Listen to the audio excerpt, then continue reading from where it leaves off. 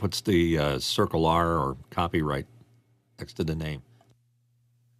Does that mean I have to read that?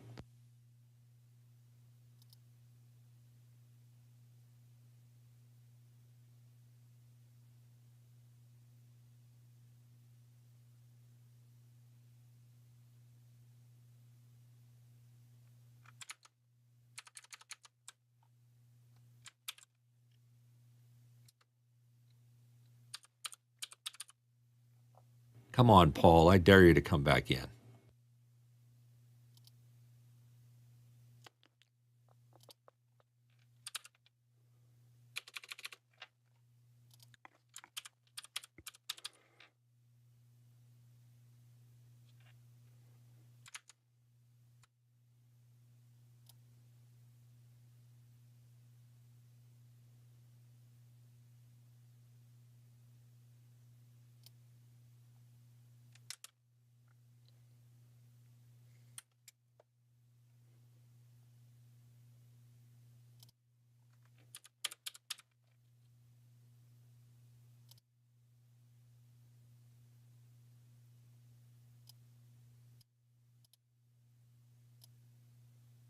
The interview with Alice Waters was so good yesterday.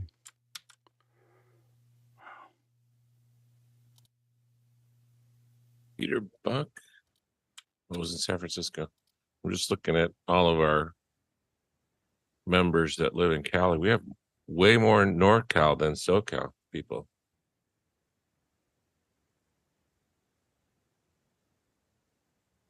How many from Wilmington, Delaware? One. I think you might have a second.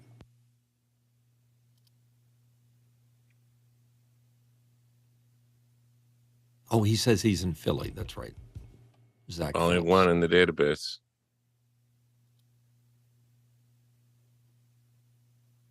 Works in Wilmington, lives in Philly.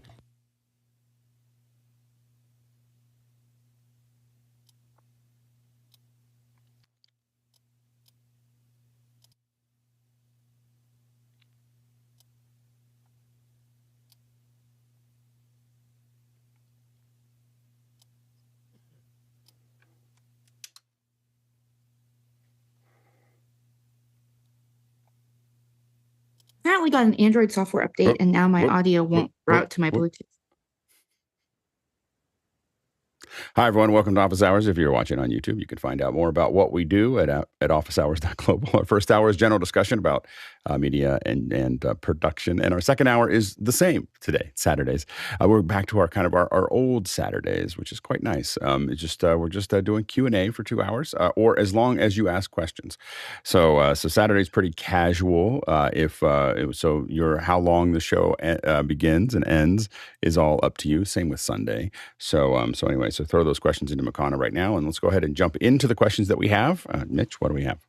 Thanks, Alex. I'm wearing my casual reader shirt here. There and our you go. first question comes from Eric Hers in Hartford, Connecticut. Based upon your great insights during office hours, we've created the Vivoh NDI Broadcast app, and there's a link to it. Should we open source it?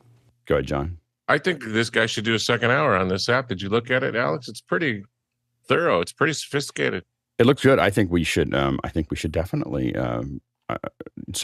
Reach out to me, Eric, and we'll see if we can find it. I'd love to have you come on to show the app. I wouldn't open source it. So I think that it's hard to manage.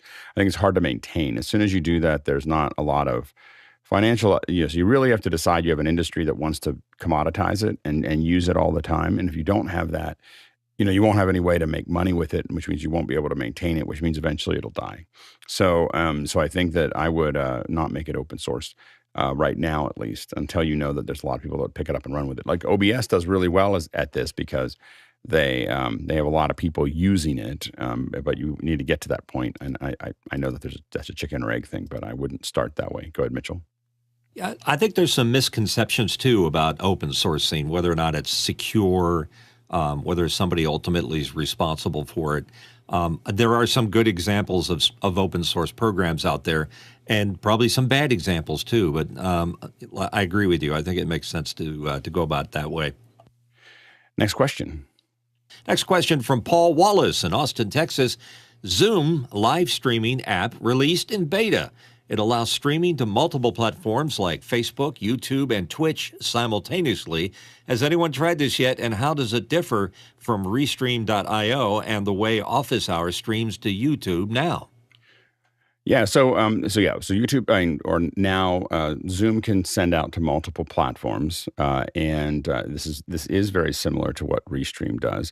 Of course, one of the big differences between Restream and Zoom is that Restream, of course, you can do an RTMP from anywhere, and Zoom you're originating from Zoom, which is very easy for a lot of folks. So for some people, this is going to be a lot easier. It means that I want to do my meeting, I want to do it inside of Zoom, and I can now just say, I'm going to send it out to all these different platforms. And so that's an advantage for people as far as an easy way to turn this on and get some of the features or many of the features that Restream provides. I will admit, I'm not a big fan of multicasting. So now I will say that we are going to multicast Office Hours starting in September. I'm just getting ready to turn it on. So I've been doing all the little bits and pieces on the back end to make that work. We're doing it mostly to make sure that we understand how the best way to stream to each one of these platforms from a technological perspective. So we're going to send it out to a bunch of different platforms just to do it as an experiment. So that one of the big advantages of streaming to a platform over and over and over again is that you start to learn what its peculiarities are. And so if we stream Office Hours to all the platforms every day, we're just going to see what it's good at, what they're good at, what they're not, when they break, how they break. And so I think from a research perspective, it makes sense. We push almost all clients to not do this. And the reason we don't do this is because it fragments their market. So what you want to do is, in my opinion, is you use all the different platforms to feed back into one. So in our case, what we're doing is when we stream out, we're actually but we're encouraging viewers to use Makana.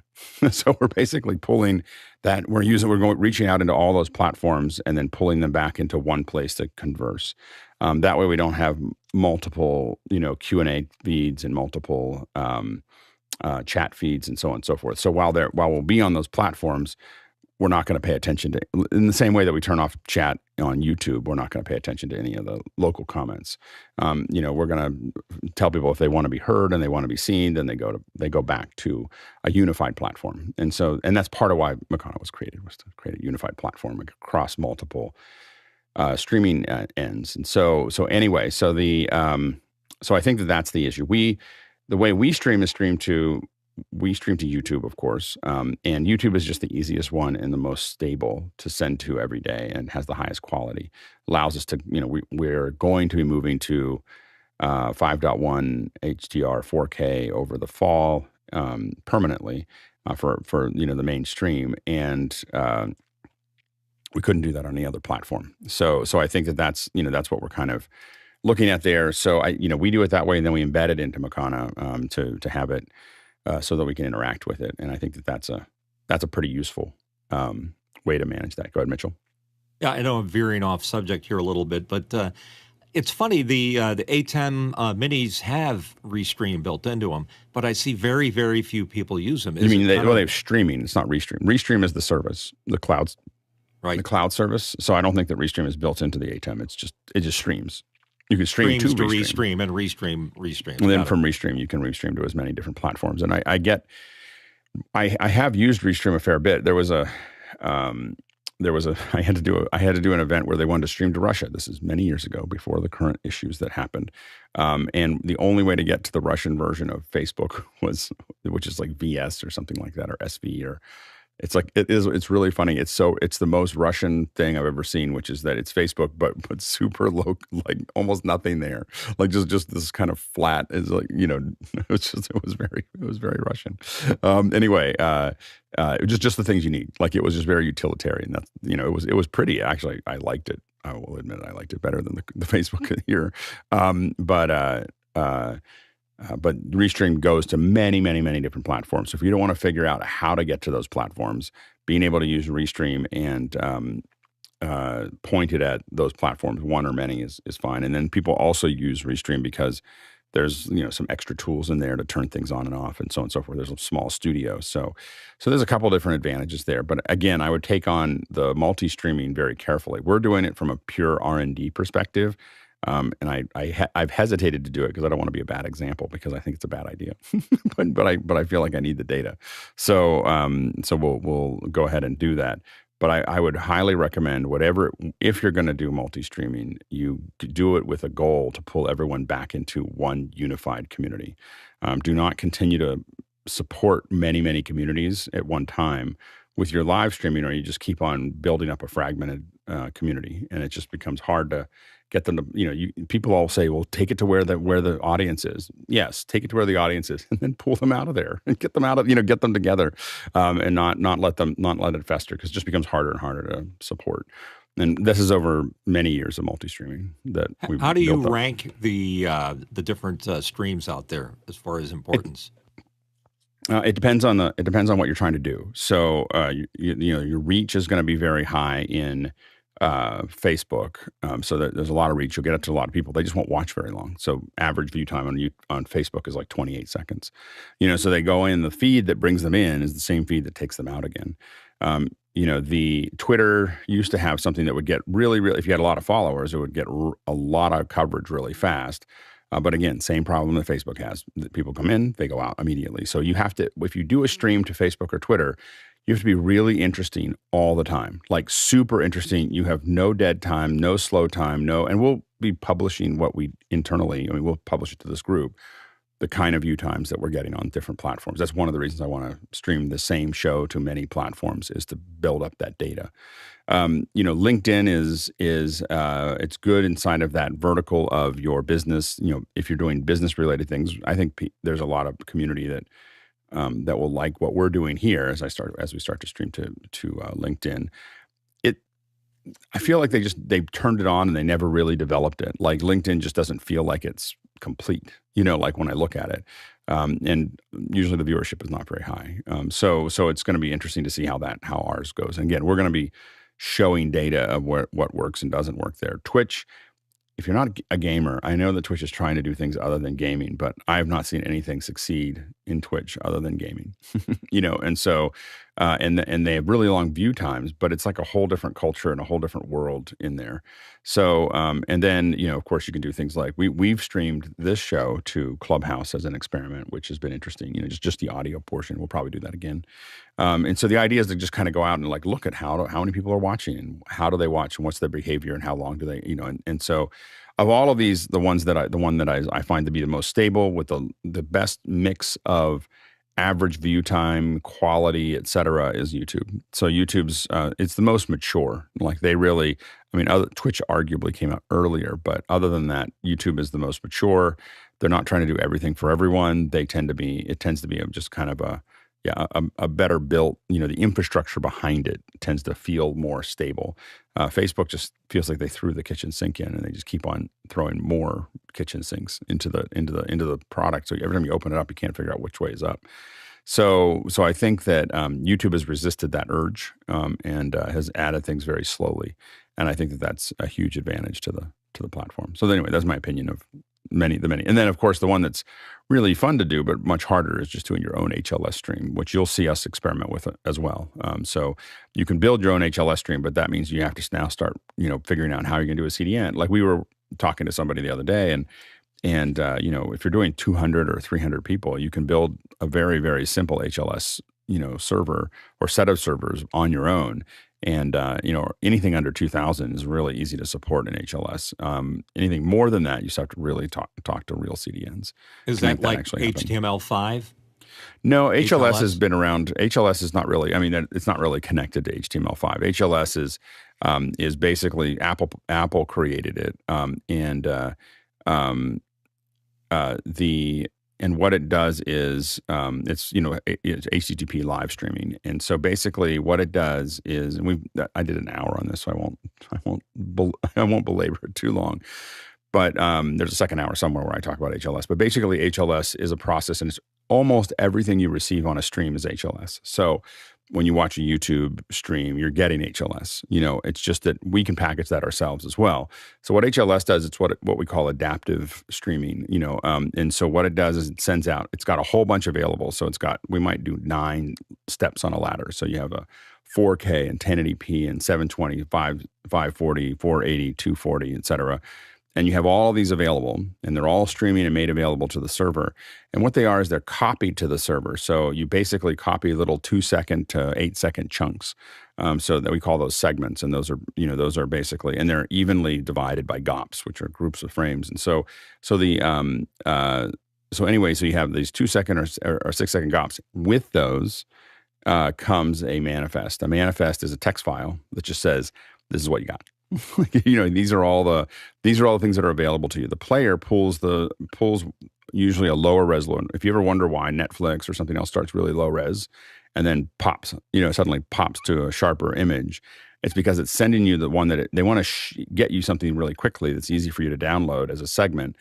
And then they measure your bandwidth. And so when the player measures how much bandwidth am I actually getting, and then it goes back to goes back to that list and goes, oh, I can actually go up to 1080p because I've got enough bandwidth. And so then it grabs onto the next segment.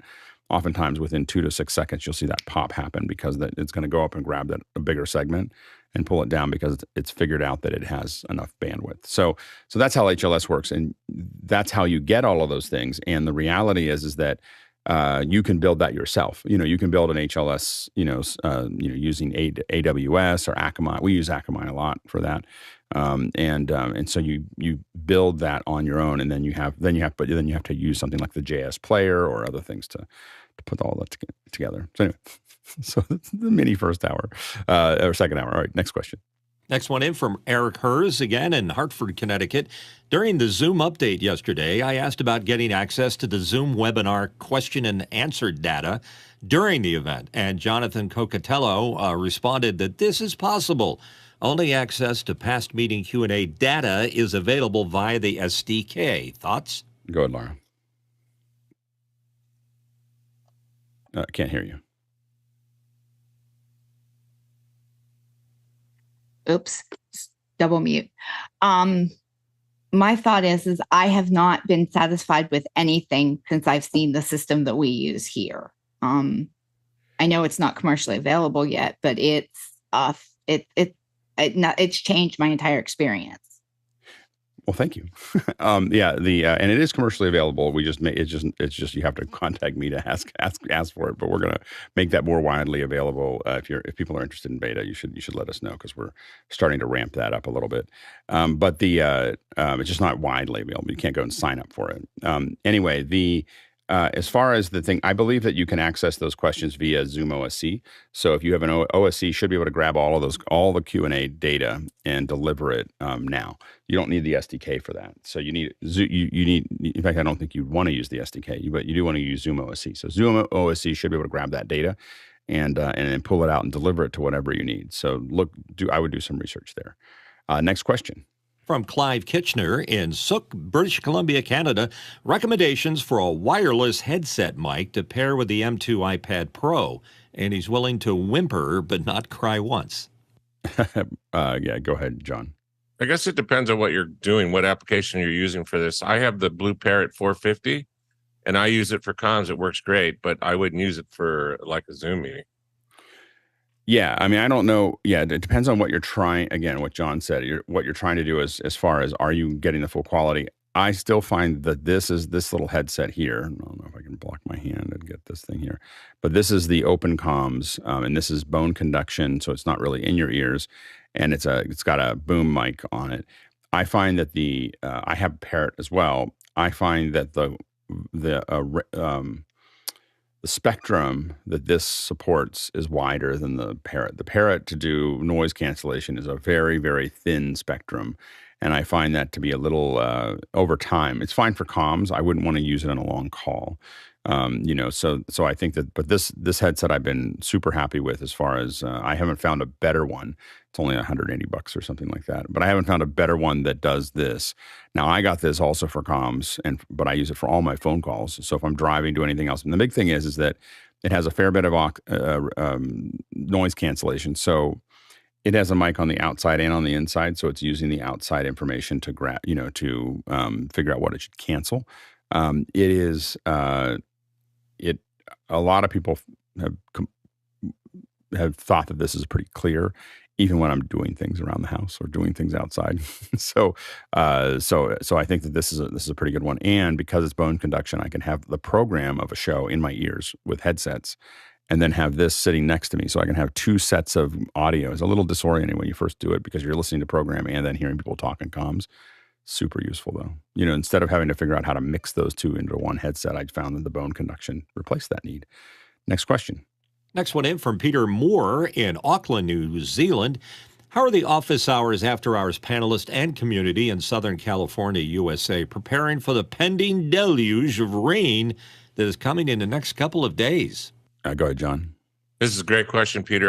My family lives in San Diego. Bill Davis lives in San Diego. I just checked the database. We have a couple dozen easy people living in Southern California. And so I haven't heard of any plans of anybody doing anything, but tomorrow it hits. So tomorrow would be an interesting day. Yeah. So hopefully everything goes well there. It's going to be a little bit, it's hard to tell whether, how much. It sounds like at least it's going to be an enormous amount of rain. But it doesn't, we're not sure if it's going to be worse than that. I think a lot of people think it's going to hit cooler water and slow down a little bit on the way in. So it shouldn't be a tropical storm or a hurricane. But it's a fascinating thing. I was just reading about, I guess they said that unrelated to all the other global warming stuff, there's a pattern in the Earth that's like every couple thousand years where methane suddenly starts being emitted from the tropical areas, and this is something that's completely unconnected to human beings. It's just a lot of and they said in 2006 a lot of methane started coming out of them, and they said everything else happens over thousands of years, but this happens over decades, and so there's this huge amount of methane coming out that's not connected to anything else, that seems to be related to global patterns. And so I think we may see, in addition to all the other stuff that's going on, we may see a lot of different storm patterns over our lifetime. Go ahead, Mitchell.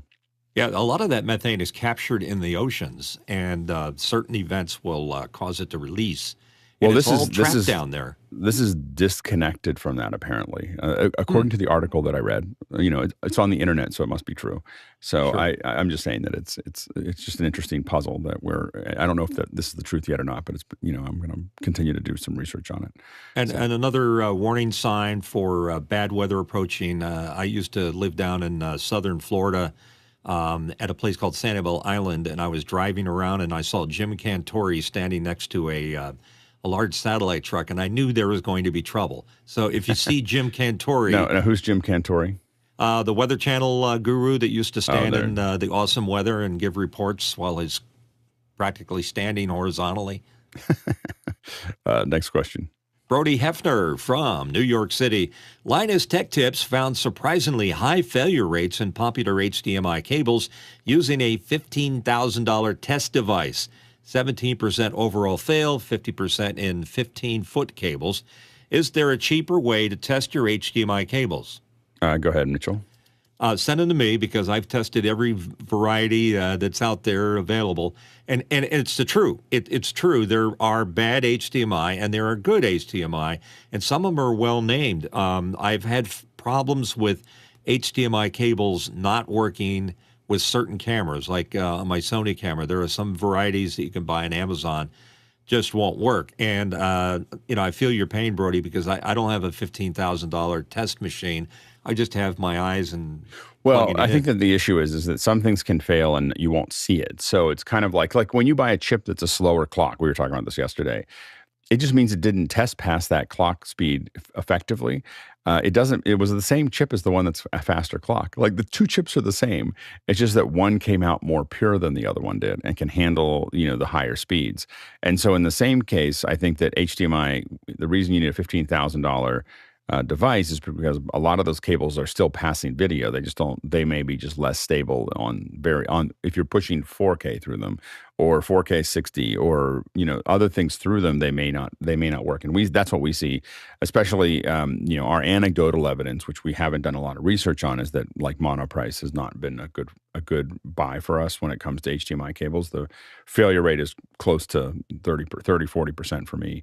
And so we don't buy them anymore from monoprice, and which we did for a while, and now I have a pile of cables that I got rid of anyway. But also, if you haven't seen the brouhaha with Linus Tech tips, they've stopped production. So Linus Tech tips is on a pause right now. They were basically called to the mat by, I think it's Gamers Nexus, about inaccuracies and rushing data through and not, missing a lot of things that they should have caught. When did that happen? Over this last week. It's been, oh boy, it's a storm, like it's been a huge storm. So Gamers Nexus came out and just, I mean, it was the most effective takedown that I've ever seen. It was not over the top. It was just, here's my concerns. Here's what we're worried about. Here's what these are the issues that we see. And 45 minutes of it, I listened to all of it. And then behind it came, there was a apology from Linus Tech Tips. And then they immediately said in that apology, they're going to stop production and figure out how to right their ship. So anyway, if you do a search for that, you'll see the videos.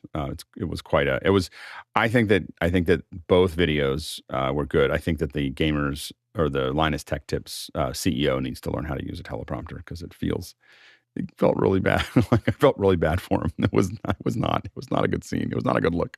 And it felt like Linus just at the end just was begrudgingly like pushed in front of camera, and otherwise, without the adult supervision, I think it probably would have been a rougher video, more defensive. But there was a lot of mea culpa there. So anyway, I think we're all gonna see how that goes. What they used to say is that trust arrives on foot and leaves on horseback. And in the internet, I think trust arrives on foot and leaves with an F-22. so it's gonna be a really hard route for Linus Tech Tips to. I think they can, and I hope they can, because they've provided a lot of good for the of looking through stuff. But I have a feeling that they'll be very accurate after this. So as they get out of this, I think what we're gonna see is a lot lower production, because they were pushing out 25 videos a week. I think they could do one a day. Like that would be enough, and slow down and make it work. I think the hard part is they got 120 employees. And so how do you keep everybody fed? And so I think you're going to end up seeing them slow down a bit and try to make sure that, because it's going to be hard to dig out of what they got themselves dug into. Go ahead, Mitchell. Yeah, there's another problem with HDMI cables. There's a flood of the pre-2.x specification cables, and they're being sold as current and updated ones. The other thing I've seen a lot is on some of them, particularly in the AV part, they mentioned that they have Ethernet also. Isn't it just saying that they're up to spec to be able to pass that amount of information? Yeah, I think that it's hard to tell what's up to spec and what's not up to spec. I really feel like we haven't gotten, I think this has been a problem for quite some time. So we'll HDMI cables, again, they work really well, again, at 6 feet, most of them work. But as you go longer, that's where we start to see a lot of idiosyncrasies. Next question. Eric Hers in Hartford, Connecticut, asking, during the Zoom update yesterday, I asked about whether there were any remaining use cases for live webcasting for large corporate events.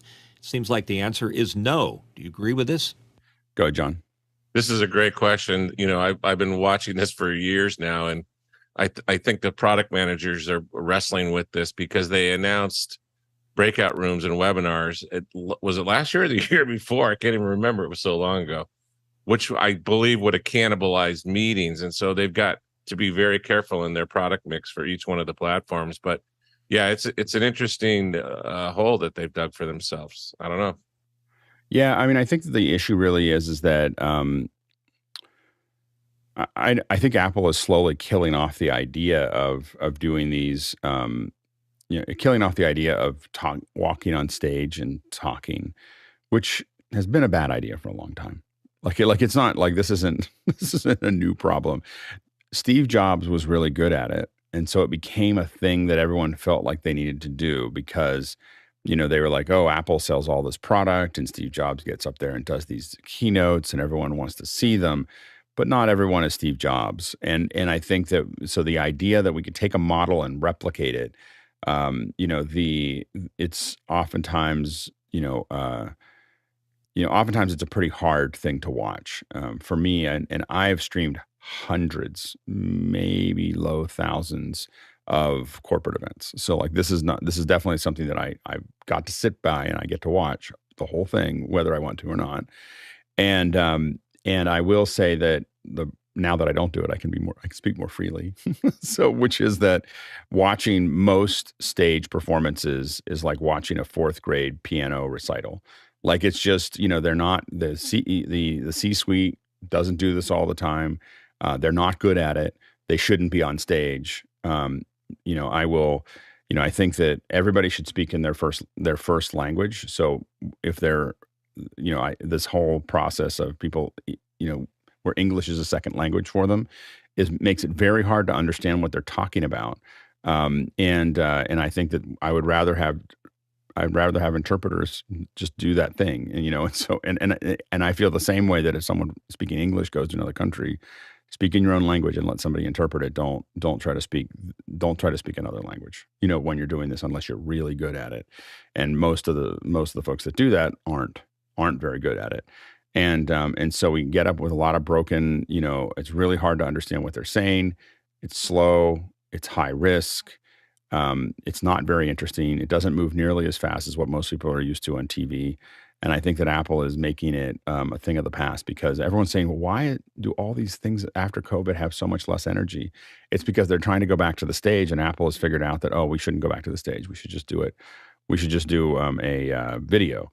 And so I think that eventually people are going to give up and start doing the videos I think DJI is doing videos and other people are doing videos. Some people are doing videos over, where they all just kind of do a stage thing or they do it all over Zoom, and that's not particularly good either. I think you just want to do, if you're going to do this, do it as a pre-produced high quality video of your product.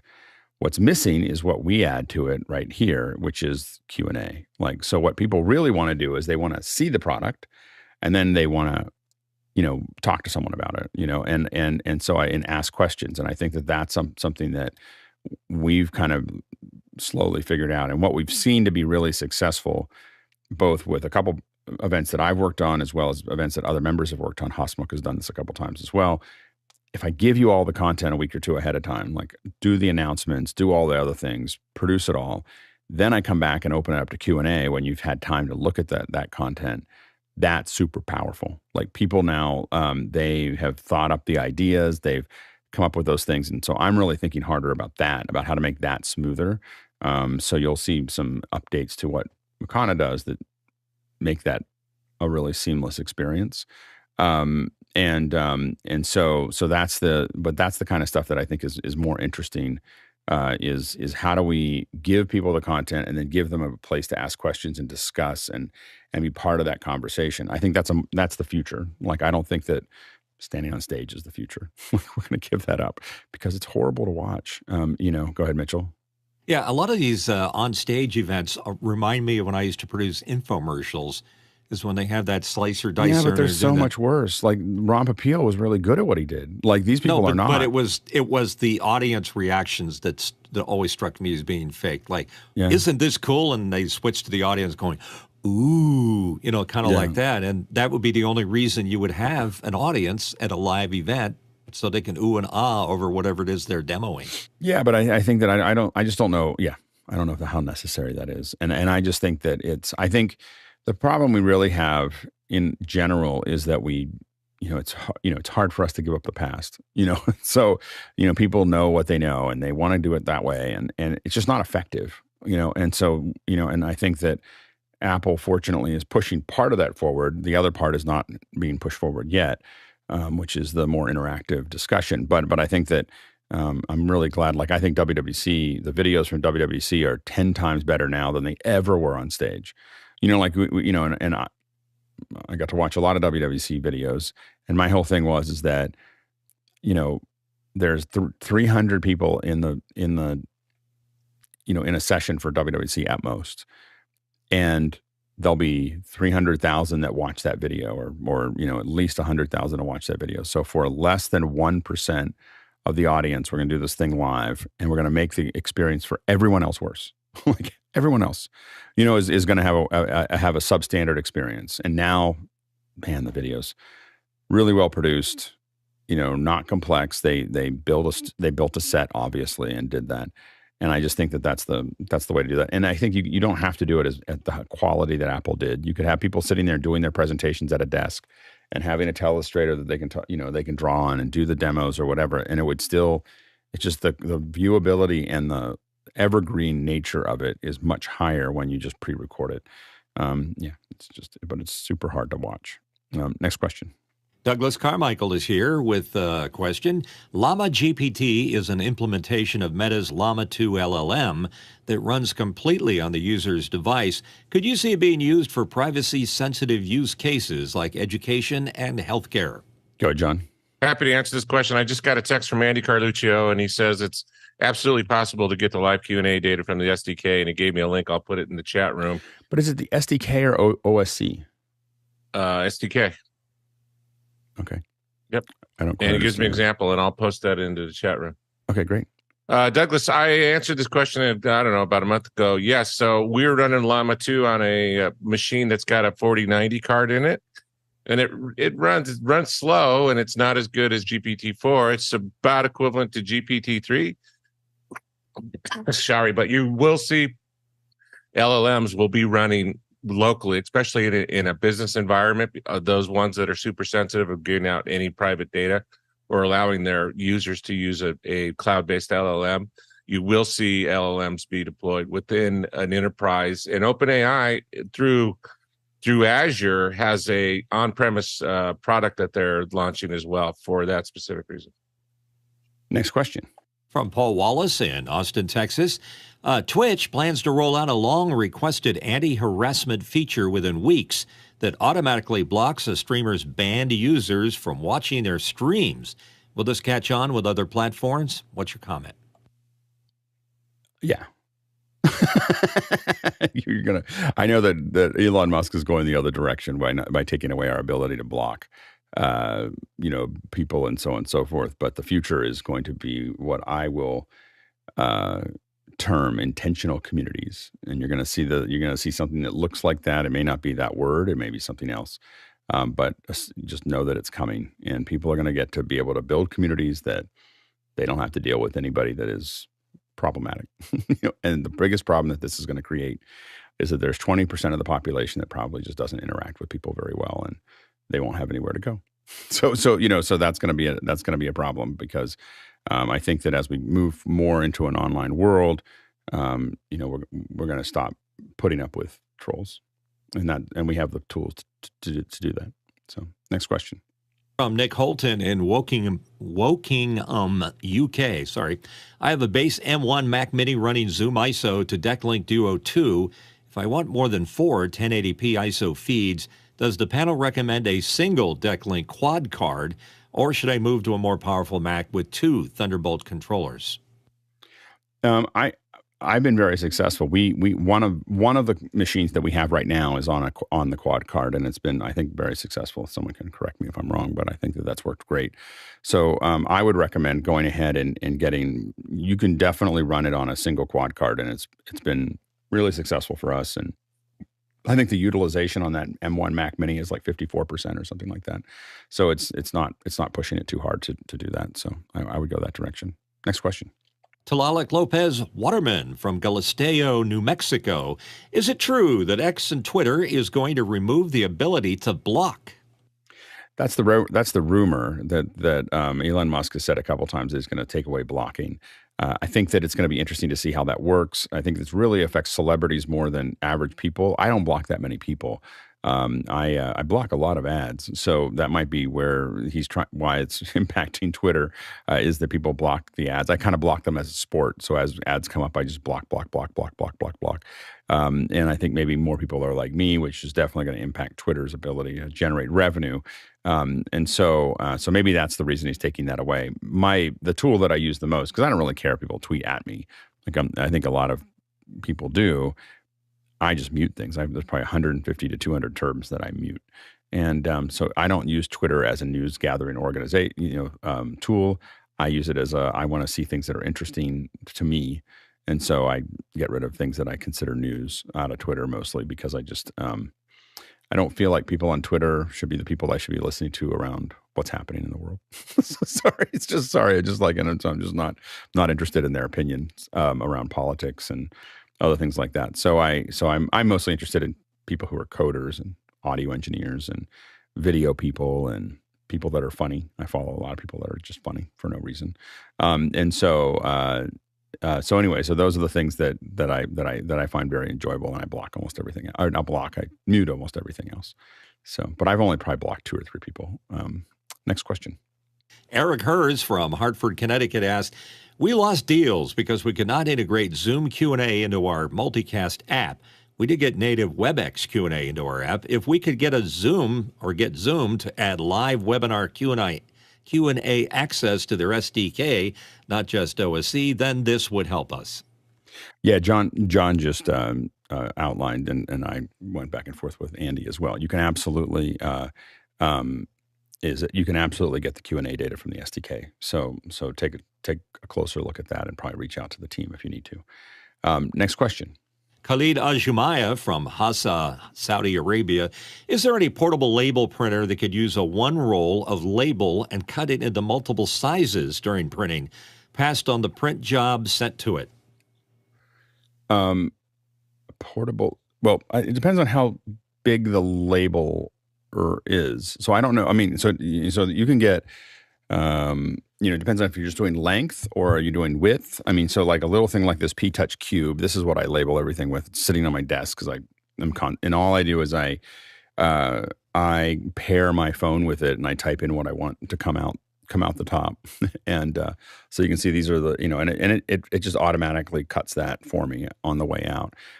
It does do different thicknesses, but not on the fly. So I think this will do up to 1 inch. The Plus does up to 1 inch. The regular one doesn't. The Plus is worth it.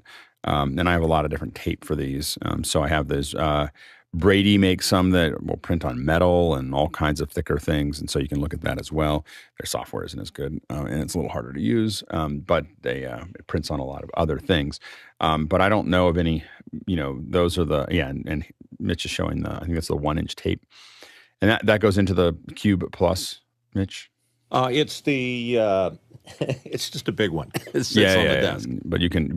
But those are the things that you can, those are things I would use there. And you can, by the way, this also works, this also works with USB-C into, or USB, I don't know, I think it's micro, but to USB into your Mac or PC, so you can just have it up. And the software actually is more full-featured on the computers than it is on the phone, but the phone is really convenient.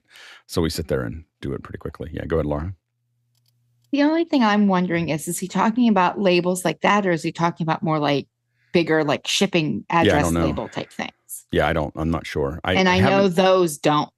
Yeah, generally once they get bigger than about an inch or an inch and a half, or maybe even 2 inches, you really have ones that are pre-built at a certain size. But there might be one that has, I think there's one that has rolls, but I think you have to cut it. Like you have to pull it out and slice it. So it's like a larger roll that'll roll out. I can't remember who makes that. But it doesn't pre-cut those. You have to cut them with on the way through. Next question. Peter Moore in Auckland, New Zealand. Apple announced Zoom and FaceTime availability for tvOS 17 at WWDC. My old Apple TV4, aka HD, is not supported. It's my view that there will be a new Apple TV box coming fourth quarter with beefed up specs. What are your thoughts? Go ahead, John. Man, we hope, right? It's been a while for the updates on the Apple TV, and since they announced the soccer deal, you'd think that they would want to beef that up for all the new services that they're going to be rolling out over the next, decade or something? Yeah, it'll be interesting to see. I always felt like Apple should have released it with, it had a USB-C, but it was only for services. And I always thought that eventually they were going to release that so you could put a webcam on it. Now I guess they have the phone, but it would be really, it seems like the phone is a really cumbersome way to connect to your TV. And so I feel like Apple could put a USB back and allow you to put a camera on it so that people could interact with each other. So I think that for the most part, the Apple TVs are woefully overpowered. They're not quite as fast as the chips that are out there for. They're not quite as fast as the chips that are out there for your phone. It's as if they took the ones that didn't work on the phone, put it into the Apple TV. I don't know. Anyway, Mitch. I was just going to say, didn't Samsung run into a lot of trouble putting a camera on their TV for the gesture I wouldn't put it on control? the TV. I wouldn't put it on the TV. Yeah. I would put it as a USB connection, to a camera that you could use. So if you choose to put it into your Apple TV and you choose to run it on top of your TV, you can interact with people. Building it, I got a Samsung and it had a camera, and the first thing I did is put gaff tape over that camera, and I don't let my TVs talk to the internet. I think it's a horrible idea. So I don't. So my TVs are never connected via Wi-Fi or via Ethernet. They're not allowed to talk to them. I don't need updates. They just need to see the HDMI. Just just do what I tell you to do. So that's how I interact with my televisions. Next question. From Bobby Rafferty in Florida. What do you think of this 3D scanner on Kickstarter? And what should someone be looking for in a 3D scanner? Go ahead, John. I looked at this thing. I think Alex is right. I think we're going to see stereoscopic cameras inside of the iPhone, and it's going to be game over when that happens. And it's going to be very cool because it's going to be integrated into the whole Apple ecosystem. Yeah, I think it's going to be really easy. This looks like it's multiple LiDAR systems that are multiple LiDAR systems that are providing potentially a very high accuracy. I'm going to try to get a hold of one because I think it'll be really interesting to test. So we'll see. We'll more on that as it progresses. Next question. Film at 11. Next question from Eric Hers in Hartford, Connecticut. Let's talk more about multicast. OBS can send MPEG-TS via multicast for playback with VLC. This works great except on Wi-Fi, which needs FEC to mitigate packet loss. Thoughts? Yeah, I mean, I think again, you have to decide where you're going to use the multicast and what tech stack are you going to build it on. Do you control the entire network, or are you dealing with the issue is are you dealing with the entire network, or are you dealing with an IT division? I'll see. We might do a Saturday session with a friend of mine that knows more than I do about the multicast stuff. That might be able to answer some of your questions more specifically. But the biggest problem that we've had in the past is that multicast across networks, the IT departments generally lock all the ports down that multicast uses, and they don't necessarily want to open them up for this. So I think that's the real challenge. Works really well. We've even had it work on Wi-Fi. Just depends on the access points. But like for like industrial grade access points have been fine with multicast in our experience. We've had 30,000 people, it's all over Wi-Fi. So it definitely can work over Wi-Fi, to make that happen. But again, you have to build the network for it. And that's the challenge most people get themselves into. Next question. From Paul Wallace in Austin, Texas. Paul asked, is this the mute button to end all mute buttons? On-air warning illuminated covers your mic and cam and looks totally cool. Go ahead, Mitchell. Yeah, I think I brought this same device up earlier in the week, and as a self-professed mutant, I had to review it extensively, and I will say that it, as far as the illumination goes, the little panel you can put on your TV set that tells you whether your cam is on or off, it has a soon-to-be-coming 3-button switch that looks like suspiciously like X keys. And it is a hardware-based device. I just think it looks a little goofy. And if you look at their videos, there's some pretty obvious grammatical and spelling errors on them, which puts me off a little bit. But like all mute buttons, this mutant likes to look at all of them and consider them all possible. Go ahead, John. I've been using this mute button for 3.5 years now, quite effectively. I think I've failed maybe 1% of the time. This is my safety. All right, next question. Next one in from John Fisher in Oklahoma City, Oklahoma. Does the Yolobox's built-in cellular connection hold up well at crowded outdoor events? Are there bonded options? I don't know. I mean, what we've been really looking at with the Yolobox has been specifically streaming to Instagram for clients, but we haven't tested it anywhere else. Go ahead, John. This is super strange that you just asked this question. So Carlos is one of the distributors, or maybe the master distributor for the Yolobox. This week, he showed a bonded box solution that he's reselling in addition to the Yolobox. He's up on Facebook, Carlos. I can't remember Carlos's last name. I'll find it and put it in the chat room. Sounds good. Next question.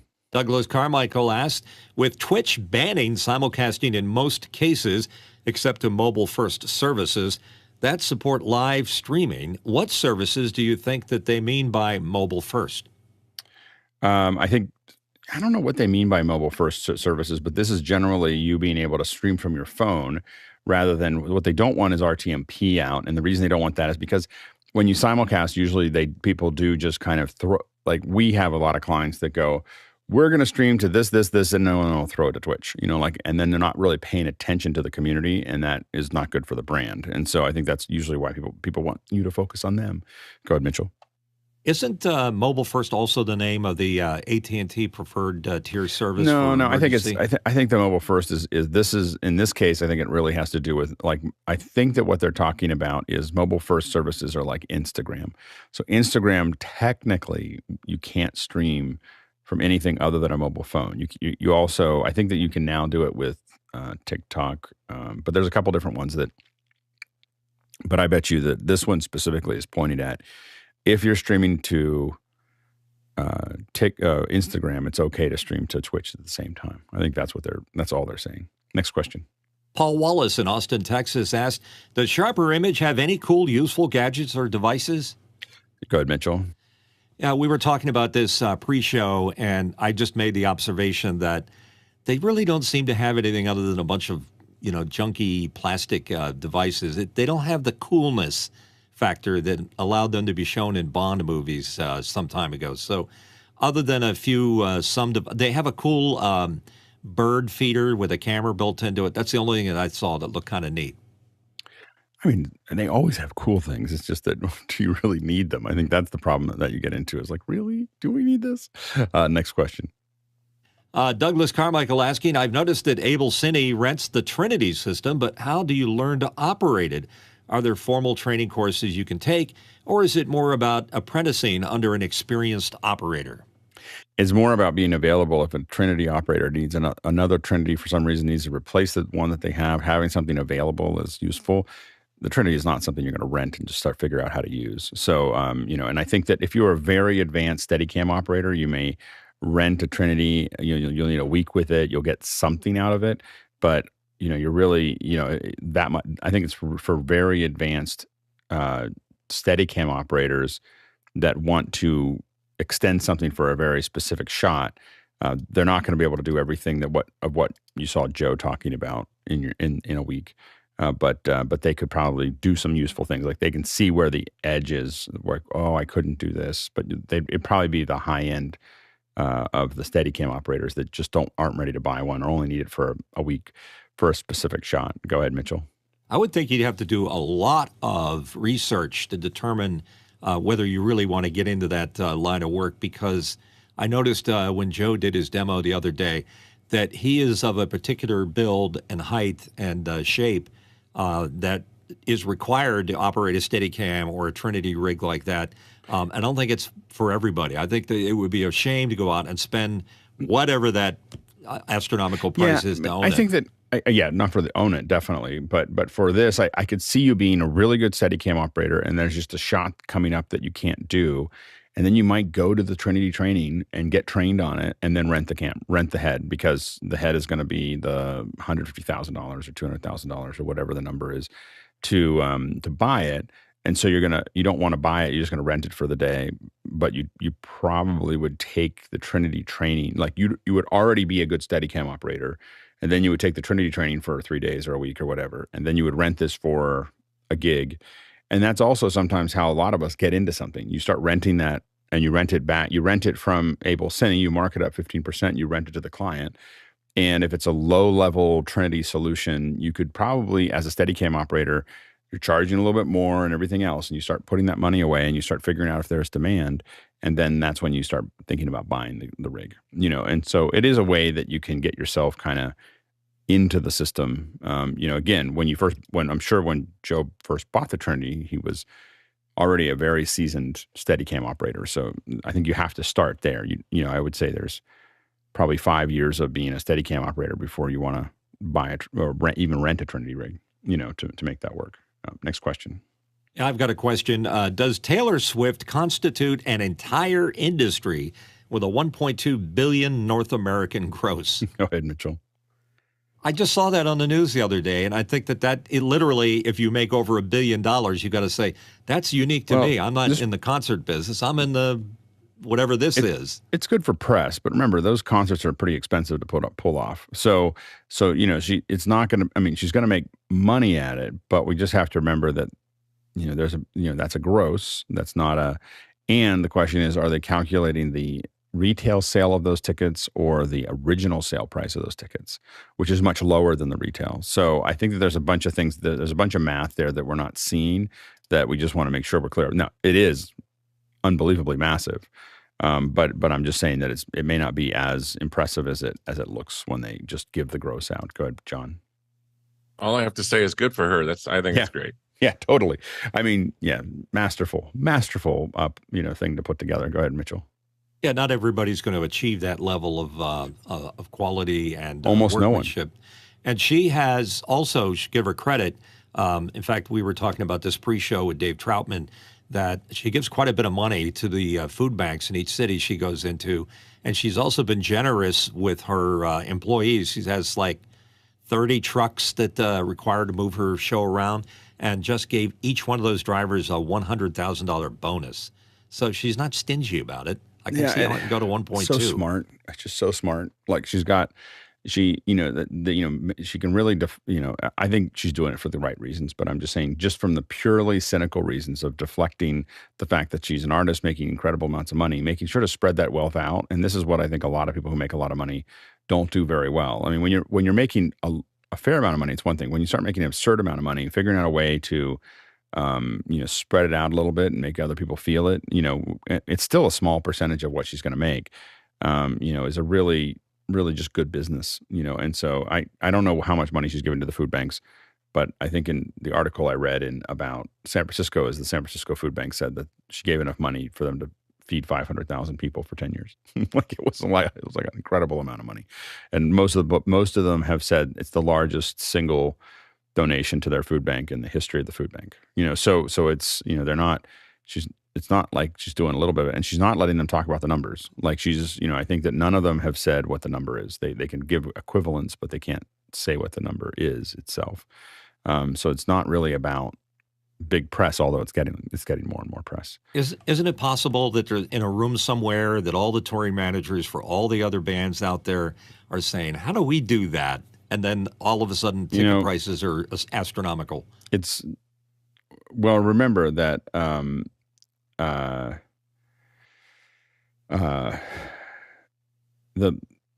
the issue is that they're not getting that money right now, and this is a real problem for the artists, is that there's a big difference between what they sell the ticket for and what it ends up being. And so what they need to figure out is how to, there's a lot of conversations bouncing around about locking tickets to your phone or locking tickets to your, all the stuff about being able to verify who you are is important, because, and that's what Amazon's working on. That's what other people are working on, is saying, I'm going to sell you this ticket and you're the only one that can show up with it. Like you have to come with your ticket or let it go by, because the artists really want to get rid of StubHub. They really want to get rid of the resale of tickets, because they don't get any money out of it. There's no upside. So their fans are getting fleeced. So the fans are getting fleeced, and the artists aren't getting anything out of it. And so there's a strong current of how do we, and the problem is the Ticketmaster makes money, because I think they have money in a lot of these resale Ticketmaster owns part of it. So they're making money on both ends. And so that's the hard part, is Ticketmaster, Live Nation and Ticketmaster have locked up most of the venues. So there's a lot of movement in this area because the artists don't like the fact that their fans are getting a raw deal, and so are they. Like usually that creates an opportunity for disruption. Next question. From Douglas Carmichael, how would you stream content into Discord or other Mac OS apps that don't support virtual cameras? Would a web presenter be what you'd want, or would there be another HDMI SDI to USB converter that could work? Yeah, there's into Discord, I mean, there's cam links. The problem with the cam link is it overheats a little bit. The Elgato cam link has a tendency to overheat. So that's one of the simplest ones. There's lots of relatively inexpensive converters. We still have to go through and kind of research some of those because I have some limited opinions about that process. But there's a mini converter, which is you can do up to 3G. I don't think there's a 12G one, but there's a 3G mini converter from Blackmagic that's like $100 or something, and it will do HDMI and SDI, and it'll go into USB-C. And so there's a couple different options there. Next question. Next question in from Paul Wallace in Austin, Texas. What is a recommended floor mat for an office, preferably something soft or rubberized that will handle a lot of chair movement? Well, what I will tell you is that I would typically recommend carpet. So I have a carpet. I have a relatively inexpensive carpet that I use there, and the reason for that is it's nice to roll over, but it also is it allows me to it cuts down on the audio reflections, so it kind of is two birds with one stone. So that's the thing that I would recommend. I would strongly recommend thinking about as you go through that, and I find that it's been pretty useful for me. We're about to jump into the second hour. Just quick reminders that we're going to have Monday. We're going to have some fun on Monday. We talk about production stories. So panelists are just going to come in and tell you like stories that they learned something from. So like it could be good, it can be bad, but we're just going to give you kind of a fun background of some of the things that are actually happening here. Tuesday, Nick Justishin is going to be here, and he's going to be talking about iPhone LiDAR for photogrammetry and Unreal Engine. So that's going to be pretty cool. So he's Nick, of course, is head of immersive at Drexel University. So and you saw him with our live coverage of SIGGRAPH. Wednesday, we have Audio Day brainstorming. So we're going to just talk about what we want to talk about. We do this every once in a while. And so we did it the last time all in 1 week, and we thought that was a little too much brainstorming. So we're going to break them up a little bit. So Audio Day brainstorming is going to be on Wednesday. Thursday, we're going to talk about camera rigging. So a lot of us have a lot of cheese plates, and we have arms and things and all these other little bits and pieces. And so we're going to talk about how we use all of these to do rigging. And then Friday, we're going to talk about custom computing with Puget Systems. They're great. We've had them on in the past and just had a really great time talking with them about those things. And then Saturday and Sunday, of course, Saturday is a broadcasted Q&A, so more of the technical stuff. Sunday is always like tomorrow is introspection, where we kind of talk more inside baseball. And of course, remember that there's a lab on noon Pacific Standard Time, 3 p.m. Eastern, where it's a chance for you to kind of practice your skills as a reader or host or panelist. So stay tuned for that. Now I'm going to hand it off to Laura Thompson to run the second hour. Welcome back to the second hour. Let's get back into these questions. Mitchell, what do we have next? Thank you, Laura. From Douglas Carmichael, the Swedish gaming convention DreamHack has the Guinness World Record for the fastest internet connection at 1.6 terabytes per second. Second fastest is The Gathering in Norway with 200 gigabits per second from Norwegian ISP Altibox. Could we conceivably do the same in the U.S.? Go ahead, John. Cisco has announced a 20 terabit router, and Juniper has announced an 80 terabit router. So the hardware is out there, but connecting it all to the weakest link is the problem. But you're going to see terabit routers be pretty commonplace here. Mitchell? I got a question regarding reading this question. Is it when you see a lowercase b when you're explaining the speed, is that bits? Or if it goes uppercase, is it bytes? Because correct. Sometimes that's correct. So bits for lowercase, bytes for uppercase. Next question. Next question from Chris Widener in Lafayette, Indiana. Scientists recreate Pink Floyd songs by reading brain signals of listeners. It's being reported. For music producers, does this lead to creating music aimed at areas of the brain to control mood? Go ahead, Alex. I hate this technology. I just want to say, I just think that the whole reading people's brain signals is a horrible idea. And we should, I'm usually pretty open to new technology, but I think that there's so many bad places this goes. Go ahead, Mitchell. Yeah, you also have to consider what condition the listener is in when they're listening to Pink Floyd. It can be kind of warped. It's kind of like, well, it's kind of a song, but we don't really know what it is. Yeah. Next question. Paul Wallace in Austin, Texas jumps in with, what is Windows Hello and when should you use it? Go ahead, Alex. I have no idea. I just raised my hand because no one else did. What is a Windows Hello? I think Windows Hello is Microsoft's answer to Face ID. Face ID, Touch ID. It's a login for Windows, if I'm correct on that. Yeah. I don't use it, so I have to kind of stumped on that one. Yeah. Paul, you stumped us. Next question. Kenny Hampton in Greenville, Illinois. Regarding Steadicam shots, do others sometimes frame the shots remotely or always the operator? Does the operator have comms for direction from the director, etc.? Go ahead, Alex. Often many people have comms. And so a lot of these, what's interesting, film sets are really more of a walkie-talkie thing. So when you talk to film folks and you start bringing out like Free Speaks or Boleros from Riedel, the people are like, what are these? Oh, wow, you got 4 channels. You can just do it's a different thing because most of the time when you look at film sets, they're mostly driven by walkie-talkies. But you'll see a lot of folks with walkie-talkies on and in their ear, and that's a great way to communicate and talk about what needs to get done. So you definitely see that. I don't think they usually do it during the shot. Usually they talk about what they want during the shot.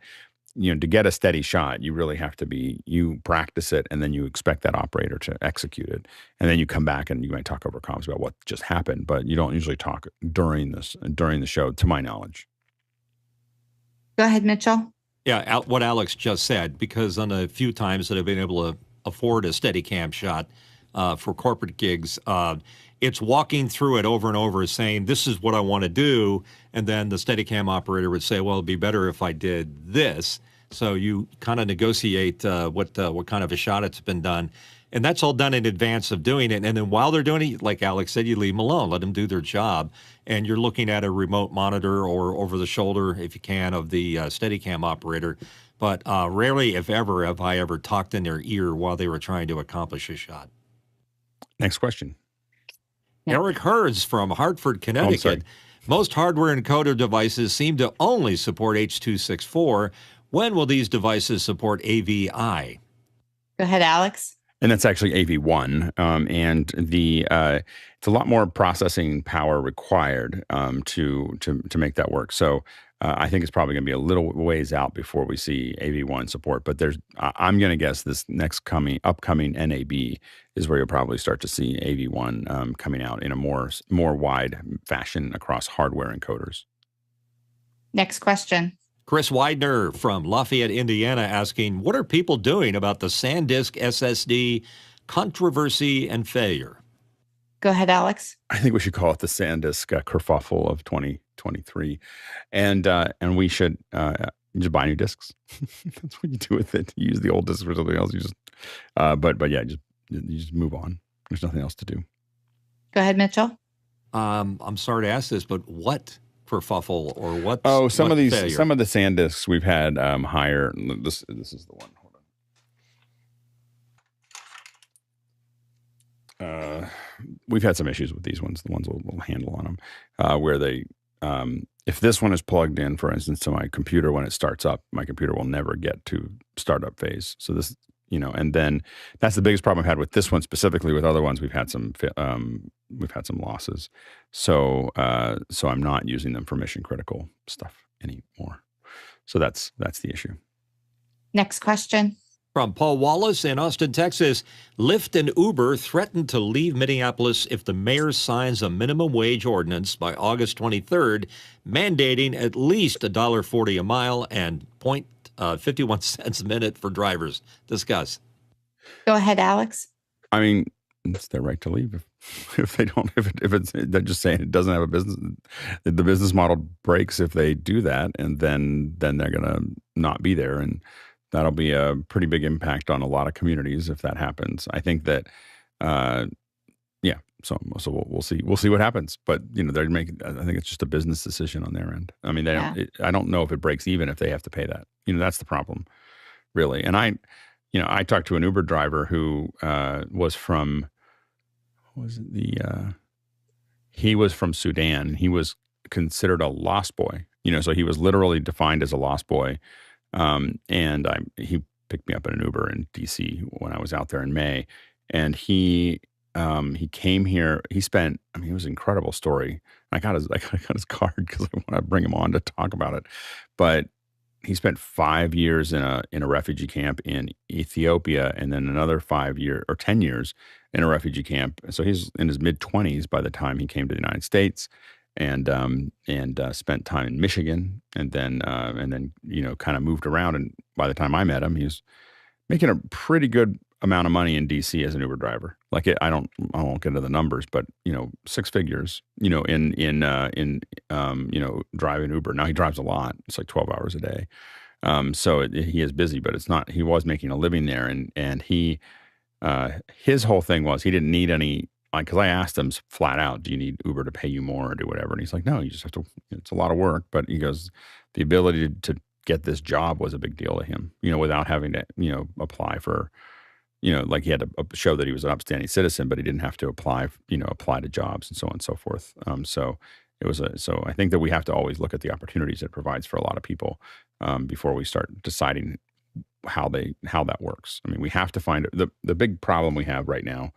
I don't know if I should talk about this, but the big problem we have right now is that when we create those requirements, we create a cliff like this. It's really hard for people to get over that are here, And so, we need to keep on thinking about what does that look like?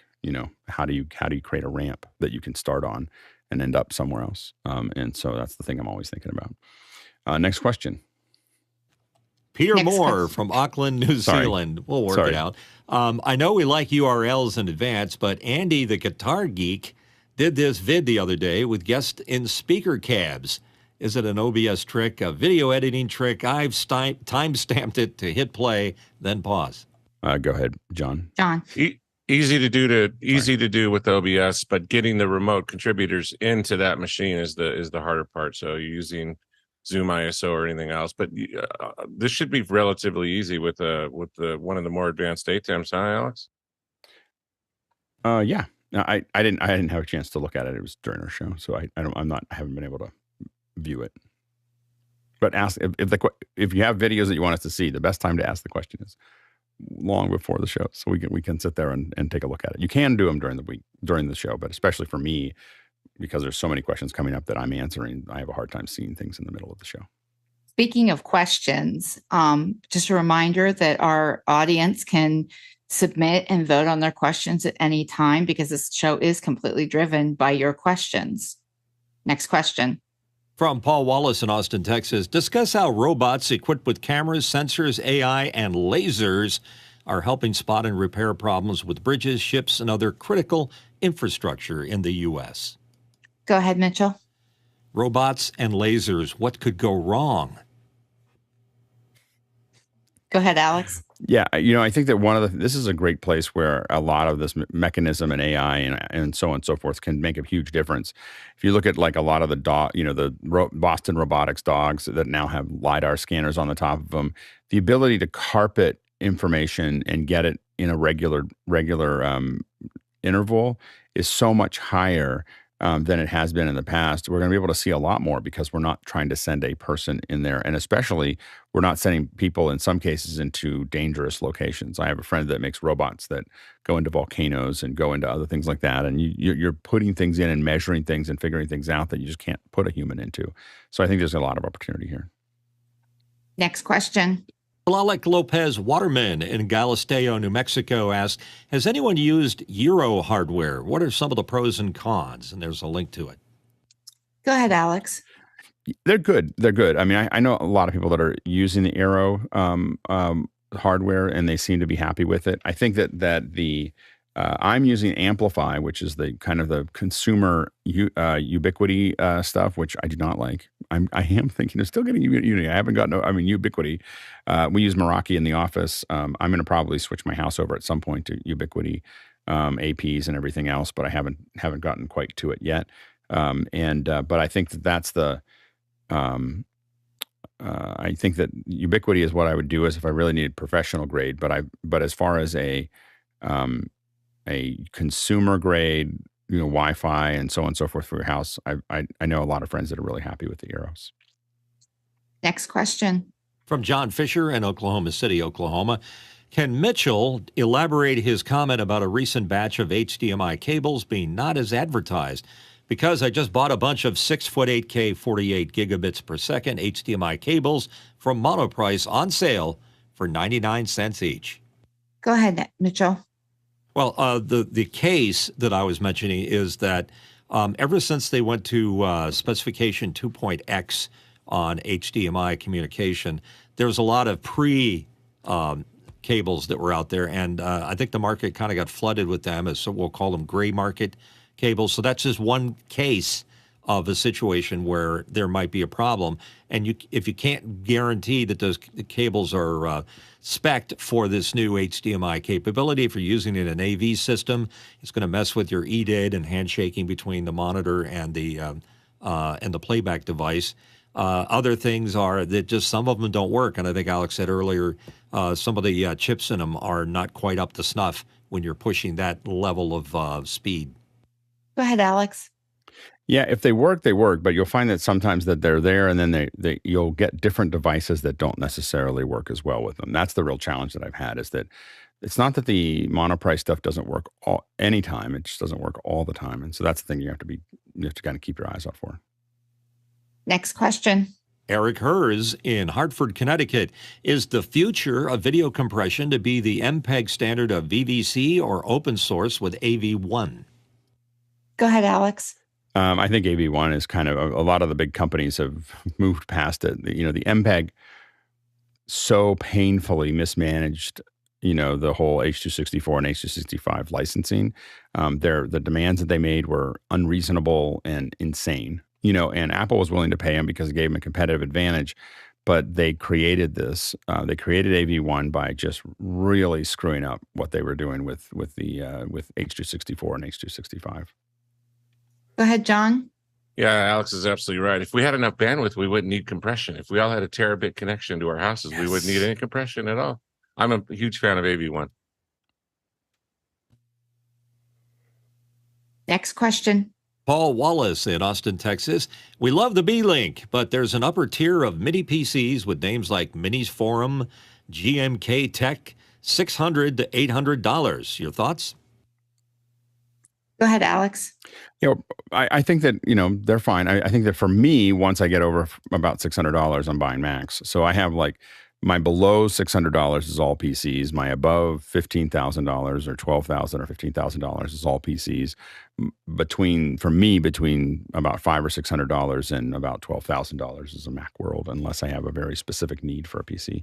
I think that we are looking at some really heavy duty ones.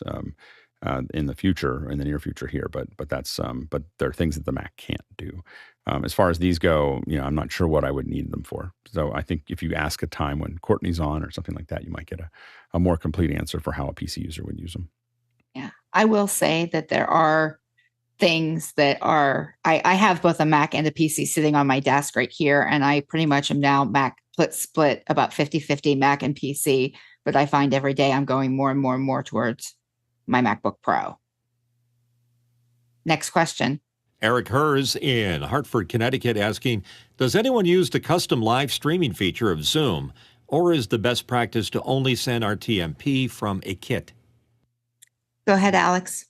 I think the custom live streaming from Zoom is a really convenient way to work. I think the reason that we send this out is that the quality of our video is actually higher going through our system all the graphics that pop up and all the other things in the background are in a less compressed state as they go out than what we would get in Zoom. So that's why we do that. So this has to do with the limitations of our WebRTC compared to a more buffered system. So I think it just depends on what you do. I think it's great that the feature's there. I think if you have the tools to do it in post and you're doing your graphics and everything else downstream from Zoom, it's going to look better if you do it with a separate RTMP ingest. Next question. Paul Wallace from Austin, Texas is here. Nestle, Unilever, and other big advertisers are experimenting with using generative AI ads, but many remain wary of the security, copyright, and data bias risks. Discuss. Go ahead, Alex. Well, I think that's the advantage that Adobe, has, is that they're saying, everything here is all spoken for. So we're actually, and so I think that you're going to see more people using things that are a known asset. I think Midjourney is great. I think it's really fun. I think I enjoy it. I use it for my presentations. I use it for a lot of different things.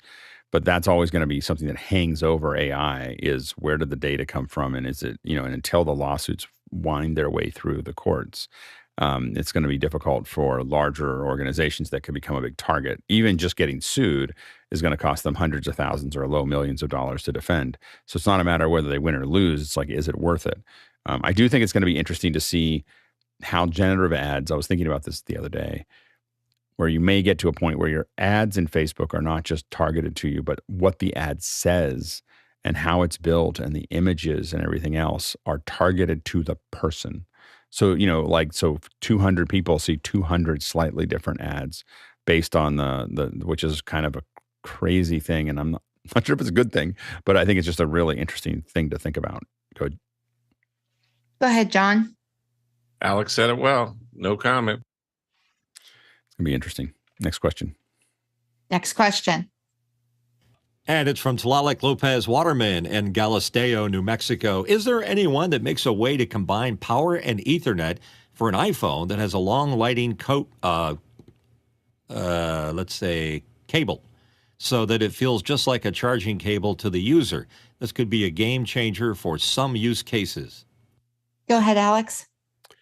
Yeah. So is anyone make a way to combine power and Ethernet on an iPhone that has a long lightning cable so that it's not all in one piece. So you still have the issue with lightning. You do a lightning to two lightnings, and then one lightning goes to USB, or one goes lightning to USB and then to a Ethernet. And there's also one that goes lightning to USB plus lightning. So then you take power into the lightning, and the USB port goes out to an Ethernet cable.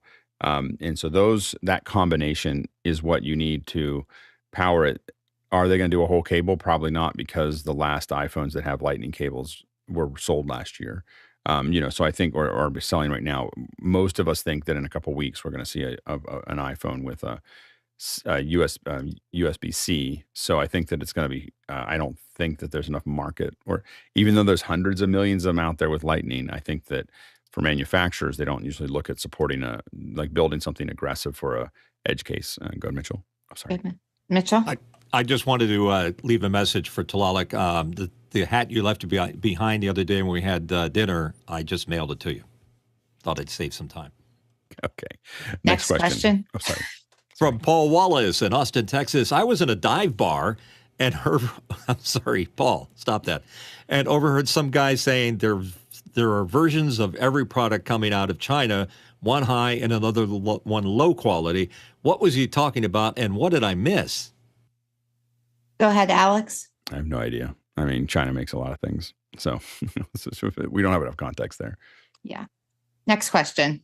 And Tlaloc Lopez Waterman in Galisteo, New Mexico asks, will Wi-Fi be made more usable or stable for video and audio streaming ever? Go ahead, Alex. To be clear, what Wi-Fi is really not good at is the live interaction of video specifically, and in some cases audio. And it's because we're pushing so much data and it's so sensitive to packet loss that the current Wi-Fi, now we think that Wi-Fi v6 may be able to correct a lot of these things, and so we don't know yet. But it's because of the nature of that. You can definitely stream live video and live audio over Wi-Fi because you have buffer. But as soon as you take that buffer away, because we're doing low latency, it's what makes it unstable. And I'm not 100% sure when that's going to get fixed. It does get fixed, by the way, if you're in an isolated area. So if you're in the middle of nowhere, and what Wi-Fi is dropping packets when devices are moving in and out of the radius of the AP. So it doesn't have to do with the amount of bandwidth you have. It has to do with the movement of devices in your space, because it's renegotiating with those devices. And when it renegotiates with those devices, it loses packets. So the issue is that if you, like when I'm at my parents' house in the middle of nowhere and everyone's gone and I'm jumping on a call or something like that, I will have no frame loss because nothing's changing in relationship to the APs. And that's the key to the operation. Next question. And it's from Chris Widener in Lafayette, Indiana. Chris asks, any suggestions for a vehicle mount fiberglass dome for mounting either a PTZ camera or Mevo Start? I found references to some for marine use, but unable to find them for purchase. Go ahead, Alex. I think you can get half domes. You can get not fiberglass. I'm assuming what you want is a clear half dome there, and if you're not, so it wouldn't be fiberglass. Go ahead. Go ahead, Mitchell. I was just going to agree with Alex. It would be plexiglass, not fiberglass, because there's going to be fibers and interfering with the view, et cetera. John? Chris, stop buying stuff for yourself and buy stuff for your newborn baby. Next question. From Tlaloc Lopez Waterman in Galisteo, New Mexico. Are the unions on strike in Hollywood international? Is the strike affecting movies made in other countries? Go ahead, Alex. Well, many of the actors that are part of SAG and the Writers Guild live all over the world, so they are affected. But in general, it's not an international strike in the sense that there's lots of actors and lots of writers that are not part of SAG or the Writers Union around the world. So it can affect those other movies if they included union writers or SAG, and many of them do, especially for large releases. But for many of the productions, it wouldn't affect them at all. Next question. Chris Widener, Lafayette, Indiana, speaks up with senators wanting YouTube investigated over showing targeted ads to kids again. Thoughts? Go ahead, Alex. Sure. I mean, like we've been advertising to kids for a long time. I guess the targeting is something that I guess they're upset about. But I mean, the best way to handle that as a parent is just to get premium and not have any ads for your kids. I just don't. I don't know how to. I mean, it's a business and they're getting a free service. I think you don't want to target bad things towards their kids. I mean, I don't know, depending on how you define bad, but I mean, like really, really bad things. But there's very few ads that are, I think, too far on the edge on YouTube. But I think that, and so you definitely want it to be age appropriate as far as what you're putting there. But I think that's kind of the cost of getting a free service. And so I think that, I don't know, I find that senators wanting to investigate something in Hollywood or in DC is, them shaking the tree. I have to admit that I have a very cynical view of that. Go ahead, Mitchell. They're shaking the money tree.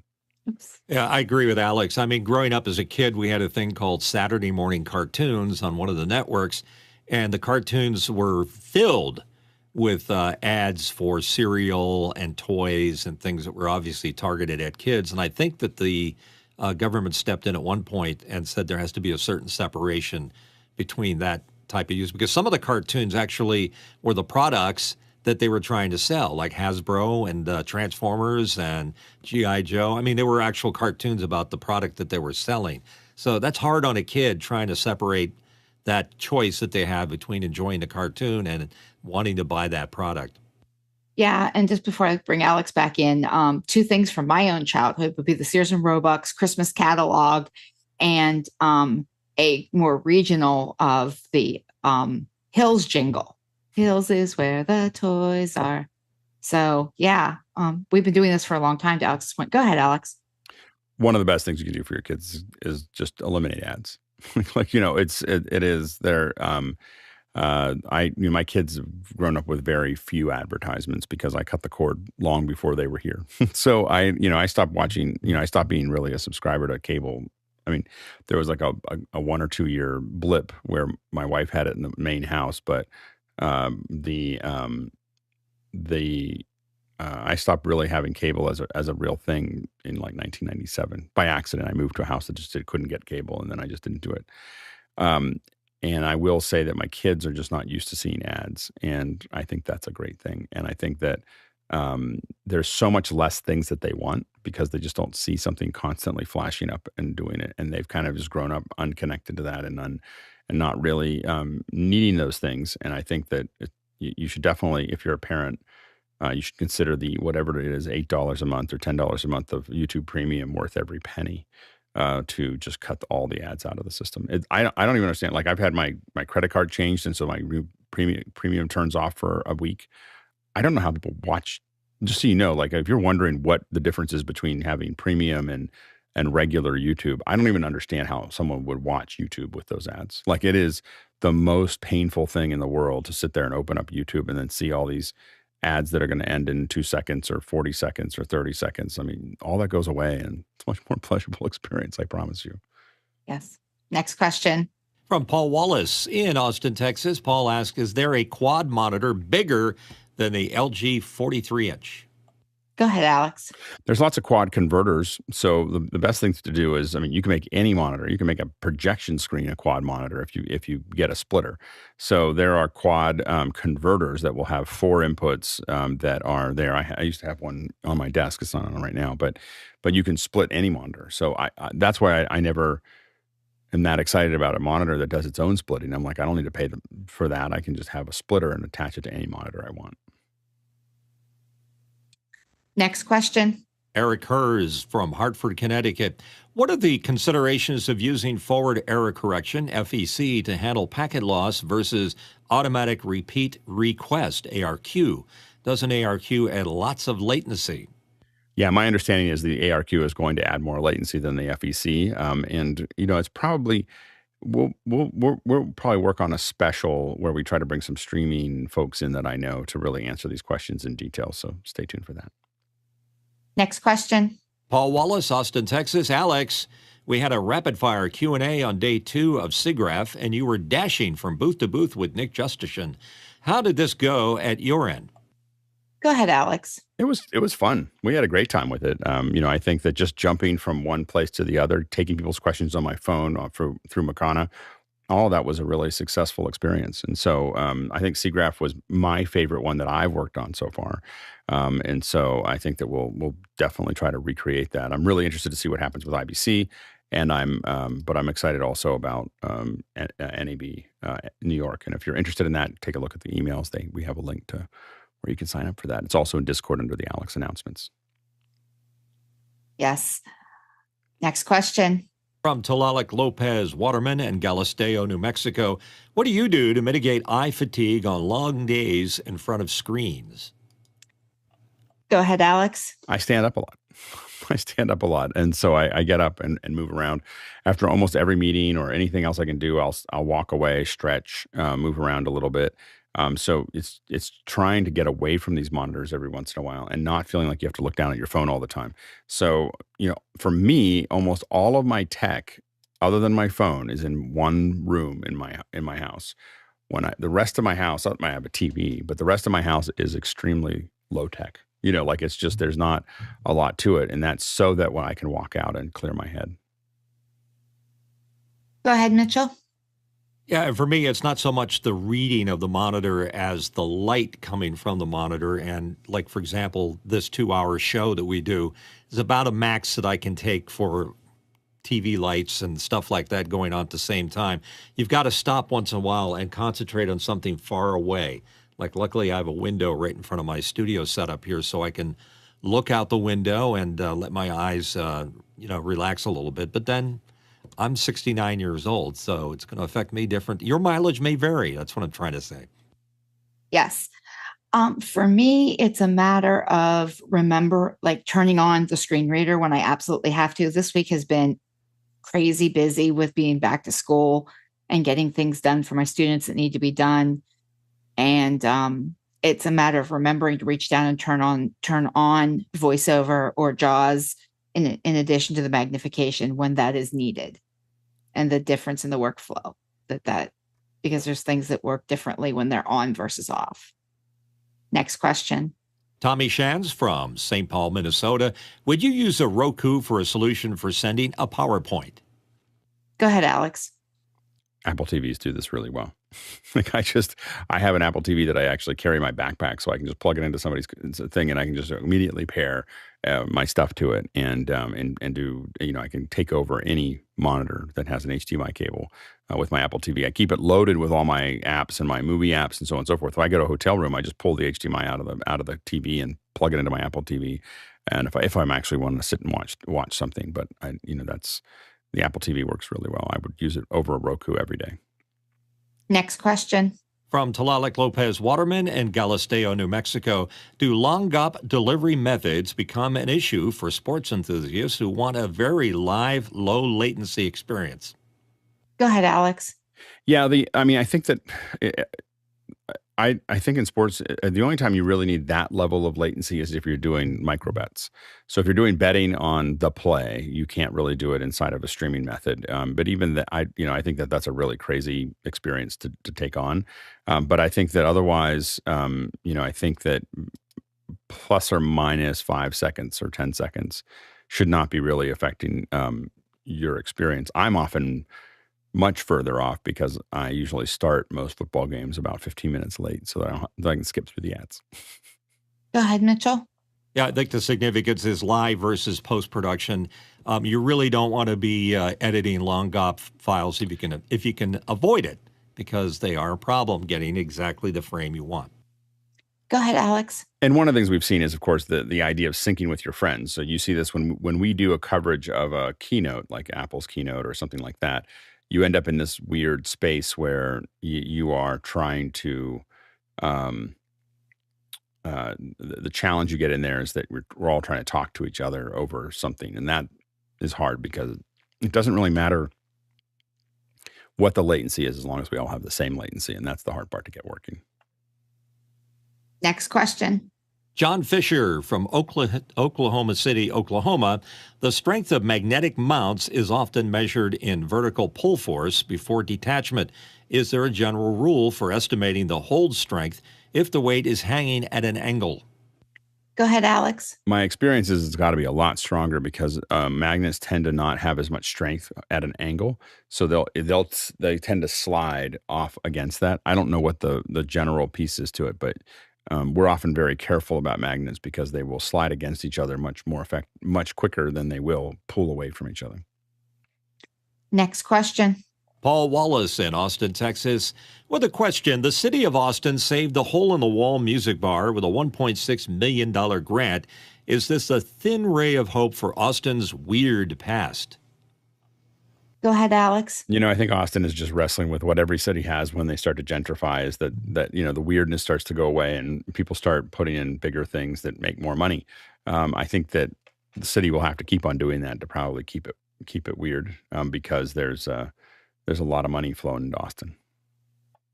Mitchell? I'm really curious what the weird past is. I mean, maybe there is one. It's just, Austin was much more, hippie, kind of edgy, I don't know if it's hippie was the right word, but it was definitely a lot more fluid 20 or 30 years ago than it is now. So when South by Southwest started in the 80s, I remember going to South by in like late 80s, early 90s somewhere. And it was just an entirely different cool little space that you'd go to. And it had this kind of cool Whole Foods, and it had all these other things. And it was lots of nooks and crannies. And now when you go there, there's just a lot more big buildings and a lot more things that may not be chains, but they feel like chains, as far as restaurants go. They're just much more, built up. So I think that's I think the only city that I've seen able to resist this, not 100%, but more than most, is Portland. Portland seems to be impervious to gentrification. And some people in Portland will say, oh, it's been ruined. But the last time I was there, I was like, it's still pretty weird. I mean, I got up at 6 o'clock in the morning and there was a guy on a unicycle playing the bagpipes with a Darth Vader mask on, and at 6 a.m. while I was walking to my venue. So it was Sounds like New York. Just do a search for it. He actually evidently, people have taken videos of him. He's got a Darth Vader mask. He's on a unicycle. He's playing the bagpipes, and the bagpipes blow out fire. It's quite a thing. And again, I saw him. I didn't know if he was real until 6 a.m. in Portland when I'm walking. I just see him go by playing. I was like, wow, that's amazing. So anyway, Portland's a fun place. I'm your father. I asked someone, by the way, if you haven't seen, especially if you haven't seen the open of Portlandia, the very first episode where he's like talking to this girl about, remember back in the 80s, well, it's, it still happens in Portland. And I asked a friend of mine that lives in Portland, I said, is it really like that? Is Portland really like that? And he goes, well, Portlandia is it's not quite as weird as Portland, but it's on its way. like he says, Portland can be a lot weirder. So anyway, and bravo, I think it's fun that Portland is able to maintain that. But my wife and I looked at like different cities that were like that where we wanted to live before we ended up moving. We was just getting stuck in Petaluma because we were just happy with it. But we were looking at Portland and Boulder and Austin, and those were like cities that we kind of went. Santa Fe, and then again we just the Leo having me on the shows all the time, and then us just really liking Petaluma kept us there for a long time before we moved again. Next question. Eric Hers from Hartford, Connecticut. ATSC 3.0 has rolled out IP multicast to several TV markets. Can I join an ATSC 3.0 multicast from my PC? And when will mobile phones have a TV tuner chip? Some had an FM tuner. Why is this not an FCC requirement? Go ahead, Alex. Yeah, I don't think that the FCC is. I don't think that the FCC is trying to expand. There's a lot of a push to defend the airwaves, the FM tuners, the TV tuners, but I don't think there's a lot of push to expand what they're doing, just because it brings in a lot of overhead in that area. So I wouldn't expect the FCC to push that too far, but they just want to make sure that the newest technologies and the best technologies are available for those platforms, but they're not necessarily trying to add to them. Next question. Tlaloc Lopez Waterman in Galisteo, New Mexico. I sometimes use my MixPre 6 with my iPad. Think we could use both an ATEM and a MixPre? Go ahead, Alex. You probably want to figure out how you're going to provide power to everything. But you can definitely use the MixPre 6 with it. I don't know. I guess my question would be, what would you be using the ATEM for? Are you feeding the graphics from the iPad into the ATEM? Is that the goal? And if so, you might be able to use a some kind of hub to make that actually happen. But I'd have to know a little bit more about what you're trying to actually get done there. Next question. Douglas Carmichael asking, an example that Adam Slepsky, a head of AWS, used to support RTO is an impromptu talk with an Israeli quantum computing professor, sparking a serendipitous discussion. In the absence of hard employee performance data, is there a real advantage? Go ahead, Alex. We don't know. I mean, I think people don't know about. I mean, for all the advantage of serendipitous conversations, there is all the distraction of an open office, of having people chattering around you all the time, and there's.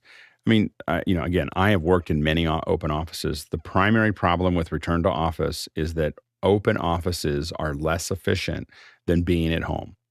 like I just, like you can't think straight. People are distracting you all the time. People keep on coming over and interrupting you and asking you things while you're in the middle of something. So I don't believe that I don't have empirical data for you. But as someone who has spent a lot of time at home and a lot of time in an open office, I get far more done at home than I ever got done in an open office because everyone was interrupting me all the time, and so I get that there is these moments of serendipitous discussion, and I think it makes sense to have those conversations. But I get that the same way. I mean, I am in so many meetings over Zoom every day. 6 to 8 hours a day. I'm in some kind of meeting, and talking about stuff. And And there's a lot of things we come up with, and we're having these little one-on-ones, we're having groups. These people are spread out all over the world. And the problem is the people who work the least well are the people that are in the office. So the people who jump onto a Zoom to talk to people in other parts of the world are, you got chatter coming in from other places, and they've got headsets, and they've got all their, everything's kind of half working, and you never know who's on the other screen. Like I almost will not get into a meeting if I don't see someone wearing headphones. Like I just was like I will say almost nothing like to them. I'm just like, I just try to shut the meeting down as fast as I can because I don't know who else is in the room. Like I don't know who I'm talking to, and so it's, I don't feel as a person on the other side, if you're not wearing headphones, I don't feel safe. Like, I don't feel, if I don't see that you're wearing headphones, I don't feel safe to talk. It's not, I can't talk freely, and I assume I assume there's like 8 people sitting there listening to the conversation. And it's why, like with speakerphones, I do the same thing. I'll shut you down pretty quickly. Like I don't say it out loud, and I don't talk to people. Oh, I'm not going to talk to you because you're on a speakerphone, but I will try to find the end of the conversation as fast as I can, and so I think that's so anyway, the point is that the, a lot of people have old thinking, and they have old processes, and, they're not going to, I don't think that it necessarily is all return to office, but I don't think it's all. Some people need to go into the office or want to go into the office. They want to interact with other people. So we should let them do that and give them the proper environment to do it, rather than open offices, which were, again, as we've said many times here, the worst idea ever. Like in the idea of office architecture, that was just the dumbest idea. And all of this return to office is related to it. Like, do not think that these are unconnected in devices, driving an hour and a half somewhere and then being stuck in with like cattle into a big room with, that's what people don't like. If you gave them their own little cocoon that they get to work in, and they got to interact with people and so on and so forth, and they get to have lunch and so on and so forth, you'd have a lot of people back.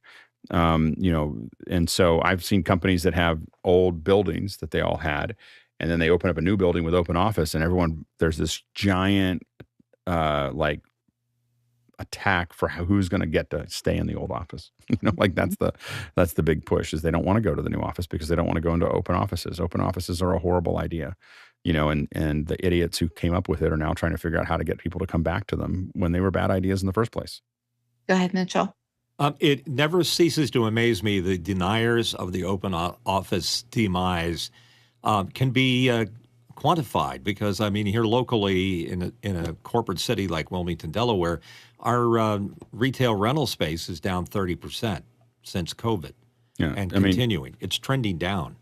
Well, and there's a whole bunch of things about having business districts and residential districts turned out to be a really bad idea.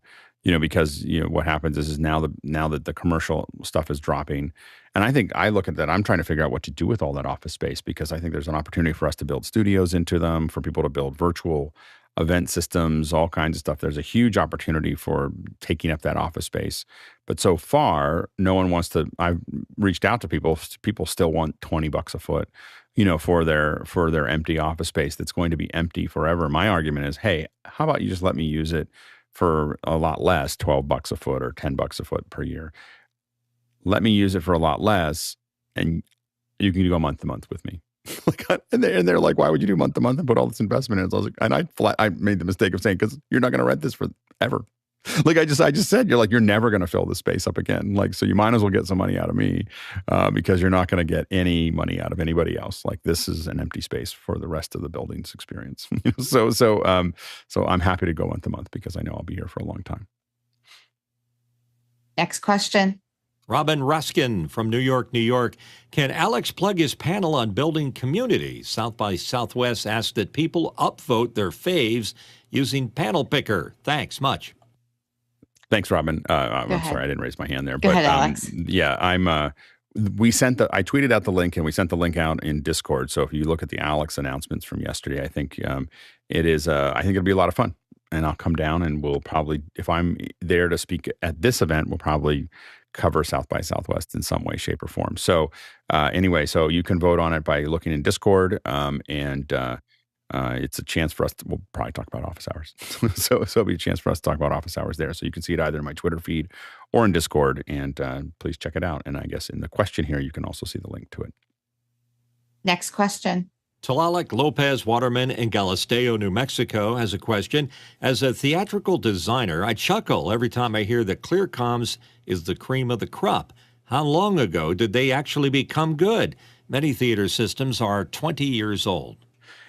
Yeah. Go ahead, sorry. Alex. Sorry, I forgot to put my hand up again.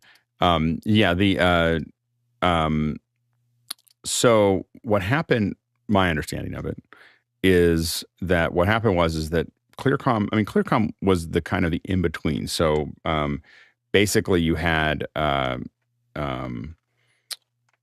truck systems, and then you had Riedel, and Clearcom was this kind of in-between. It was one of the first ones to be out there, but RTS is kind of what we think of as truck systems.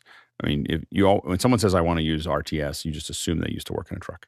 Like you don't see it anywhere else, but or it's just people who used to work in trucks. So that they have and they like that one. Theater and event locations tend to be mostly Clearcom, and then Riedel is kind of like, ooh, someone's got money, but it's really hard to use. It's like a Ferrari. It's like you need to have somebody who knows how to use the Riedel system. It's much heavier lift, but it's a really, really nice system. Anyway, what happened with Clearcom, from my experience, is they were doing okay. They're kind of plotting along. They were OEMing a thing from HME. Now HME makes they make all the headsets for McDonald's and Starbucks, and all those headsets are all HME. And so they're a massive company, and this much smaller company was just OEMing for their lower cost comms. And I think HME, what I heard was HME kind of looked at them going, oh, look at that. Like their margins are much better than our margins, and bought Clearcom. And then Clearcom got technology, money, infrastructure, all these other things, and they have. They've really built up. The FreeSpeak systems are amazing. The FreeSpeak and FreeSpeak 2 systems are amazing. The Agent IC is still one of my favorite online ones. It's like kind of a better version of Unity, but it all ties back into these frames, and their Meridian frames and all the other frames are just amazing to work with, and they all integrate really well. So you can have some people on your phone, some people on FreeSpeak, some people on panels, and we've used them a lot. And Clearcom, and if I would always choose Clearcom even over Riedel, just because it's easier to maintain, and I think that the mobile devices for Clearcom are better than Riedel's, at least from the last time I used them. So when you ask when did they become really good, I would say about 8 to 10 years ago is when they kind of took a hard hockey stick up. Go ahead, Mitchell. And let's add our folks at Telos Alliance to that list. They've sort of decided to get into the business, I think, because they're experts in IP communications. Yeah, I just haven't had any experience. I've never seen it in the wild. So they've done they're trying to get in that in between, which is a little less expensive than what Clearcom's doing, but a little bit more full featured than what Unity does. And I think it looks good, and we want to bring them on sometime in the near future just to talk about it. I've had some demos of it. I've just never seen it in an actual project. And the other ones that we use for smaller events. So if we've got like 8 headsets or less, we use the Studio Technologies Dante packs. And so we've got those little belt packs that are there, the 4-channel, 2-channel. So for smaller crews, they work nicely if they're not wireless, because it's all Dante. It all is really clear and crystal clear and everything else. It's just managing all the mix minuses are a little harder with them than other things. Next question. Paul Wallace in Austin, Texas asks, Canadian Heritage Minister demands that Meta lift its reckless news ban on Facebook and Instagram for the safety of people fleeing wildfires. Comment. Go ahead, Alex. The Canadian government did this. So I'm not, it's not Meta's problem. I mean, I don't think Meta owes them anything, for this. I mean, this crazy, these laws that say you have to pay the news organizations for promoting them. I mean, like they're getting promoted. And so what we're seeing here is a government trying to use any way it can to embarrass Meta so that it will, give in on something that was a dumb idea in the first place. Next question. Eric Hers from Hartford, Connecticut. Amazon bought the SYE protocol and rolled it out in their mobile app for their NFL live streams. What is SYE?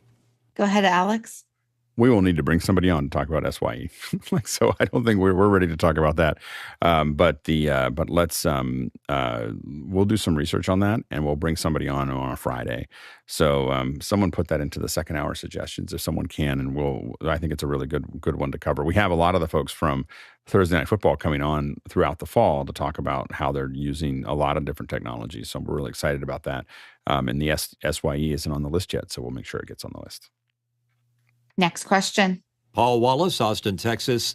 Cruise complies California DMV request to cut its fleet by 50% as the regulator probes recent concerning incidents involving cruise robo-taxis. What is cruise? I'm in Texas. Go ahead, Alex. I don't know, man. I think we'll see. It'll be interesting to see how the robo taxis work. It's an interesting possibility. I'm not that interested in them. The idea of having a car that someone else was in that had nobody in it before that had no up front. There's a certain level of accountability that comes with a person in the front seat that has me not interested in robo taxis. Until I have the Night Industries 2000, I'm still a little bit sketchy on driverless cars. Yep. Next question. Tlaloc Lopez Waterman in Galisteo, New Mexico. Do I need a carnet for my Blackmagic design camera, ATEM, Mixpre, and a laptop for a trip to Europe? Go ahead, Alex. You shouldn't. I think that you can say that this is just how I connect to stuff. I wouldn't put that on a carnet. Like, I don't think that, you technically you may be going over the import rules. So I think it's $2,000 or $3,000 is the import rules, especially if it looks like it's used. You're not bringing it on a new box, and you have it. I brought a lot more into Europe than that. But I think that total, the Mixpre, if you have a Mixpre 6 or 10 plus the ATEM, you're getting kind of close to that. But again, if they look like they're used and they look like they've been in there, and you're talking about the fact that this is how you get into virtual events, I think you'd be okay. You might technically want to get a carnet for it if you really want to be easy about it.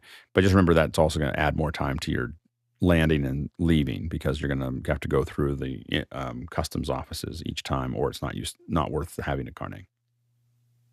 Next question. Paul Wallace, Austin, Texas. A district court judge upheld a U.S. Copyright Office finding that artwork created by AI isn't eligible for copyright protection because it lacks human authorship. Agree? Go ahead, John. I agree. I have no articulation, but I agree. Alex? I agree too. So I think that the argument that I think it's a hard argument to say that you're violating copyright by using AI. So I think that you are, but I think that you could also say that you can't have copyright if you're using one-to-one with the AI. The issue really gets into what, so when you're prompting, you're kind of playing with the machine and getting something out of it. This is the gray area here. What's different from that of using a MIDI sequencer? So if you're using a sequencer or some of the, a Moog or whatever, there's a lot of things, not necessarily a Moog, but there's a lot of these that you're turning and you're plugging things in and you're playing with the settings and you're coming up with a sound that you like. That is not very far from prompting, you're just using mechanical things to do it. So I think that there's a gray area there, but I think that if you're using it one-to-one, I don't have a problem with that. I like the stuff I do in Midjourney. I don't have any expectation of creating a copyright. I just don't want to be sued to use it. So I think that there is a kind of if you're using it, you can't be protected, but you're also not in trouble either. I think that's reasonable. Next question. From Chris Widener in Lafayette, Indiana. Chris asked, digital collections like Naropa are great for research. Are there other big audio collections you like to use for inspiration? Go ahead, Alex. I think that the thing that I really enjoy, I don't really use a lot of them where I'm listening to things just for inspiration as far as a catalog goes. I listen to music that way. I don't know. I read books or listen to books. So Naropa University it's taking the Naropa University archive. So it's just a lot of things from this more holistic university that I believe is in, if I remember correctly, in Boulder, but I'm not 100% sure. So anyway, yeah, but I haven't really had a lot of other ones that I've looked at. Next question. Paul Wallace in Austin, Texas. Amazon offers creators up to $12,500 for 500 videos or $25 per video for its TikTok-like shopping feed. Creators typically charge $200 plus per video. Thoughts? Go ahead, Alex. Do you have any thoughts on this? Yeah, I think that Amazon is having trouble figuring out some way to turn the pipe on. Like it's not.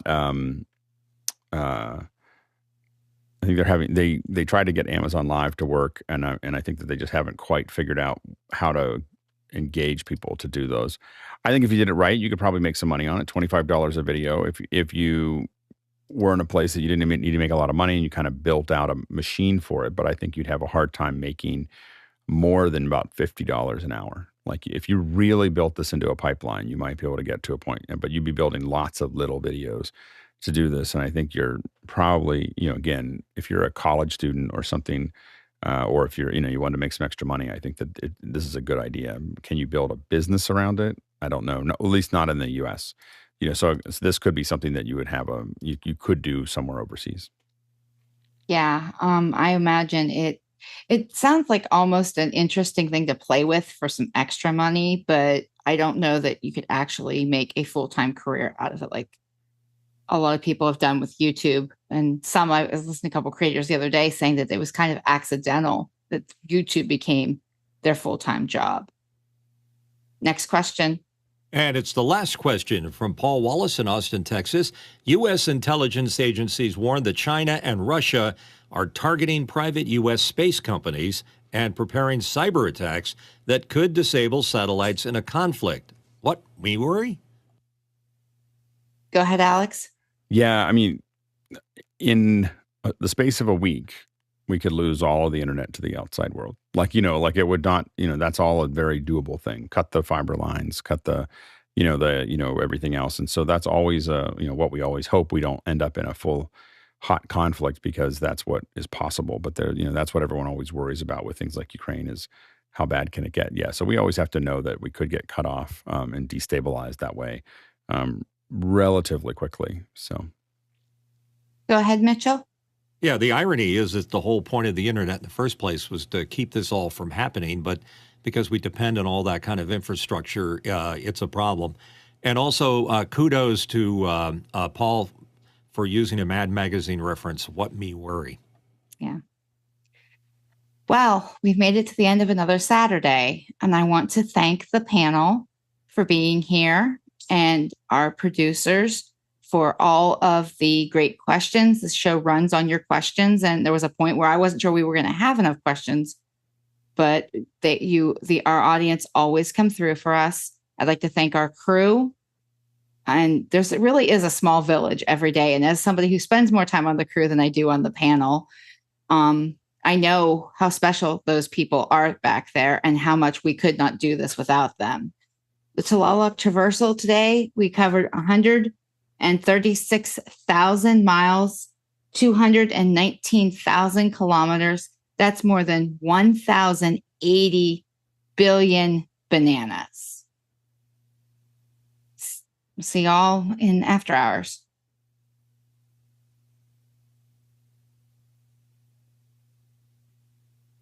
Great work, Laura. Thank you. Better every week. Thank you. Sorry, I stepped on you a couple times. It's okay. I just kind of got. It's different for me to do it for the first hour and then hand it off, and then be, without changing the format, like have it be like a second hour, just to hand off to somebody else to ask questions, because I'm in that kind of cycle. So I have to. It's going on your permanent record card. You know that. Alex, we could have conversations about that offline. Definitely. Because I'm happy to whatever you need. No, it's good. It's all good. No, it's just me learning how to do it. All right. See you later. See ya.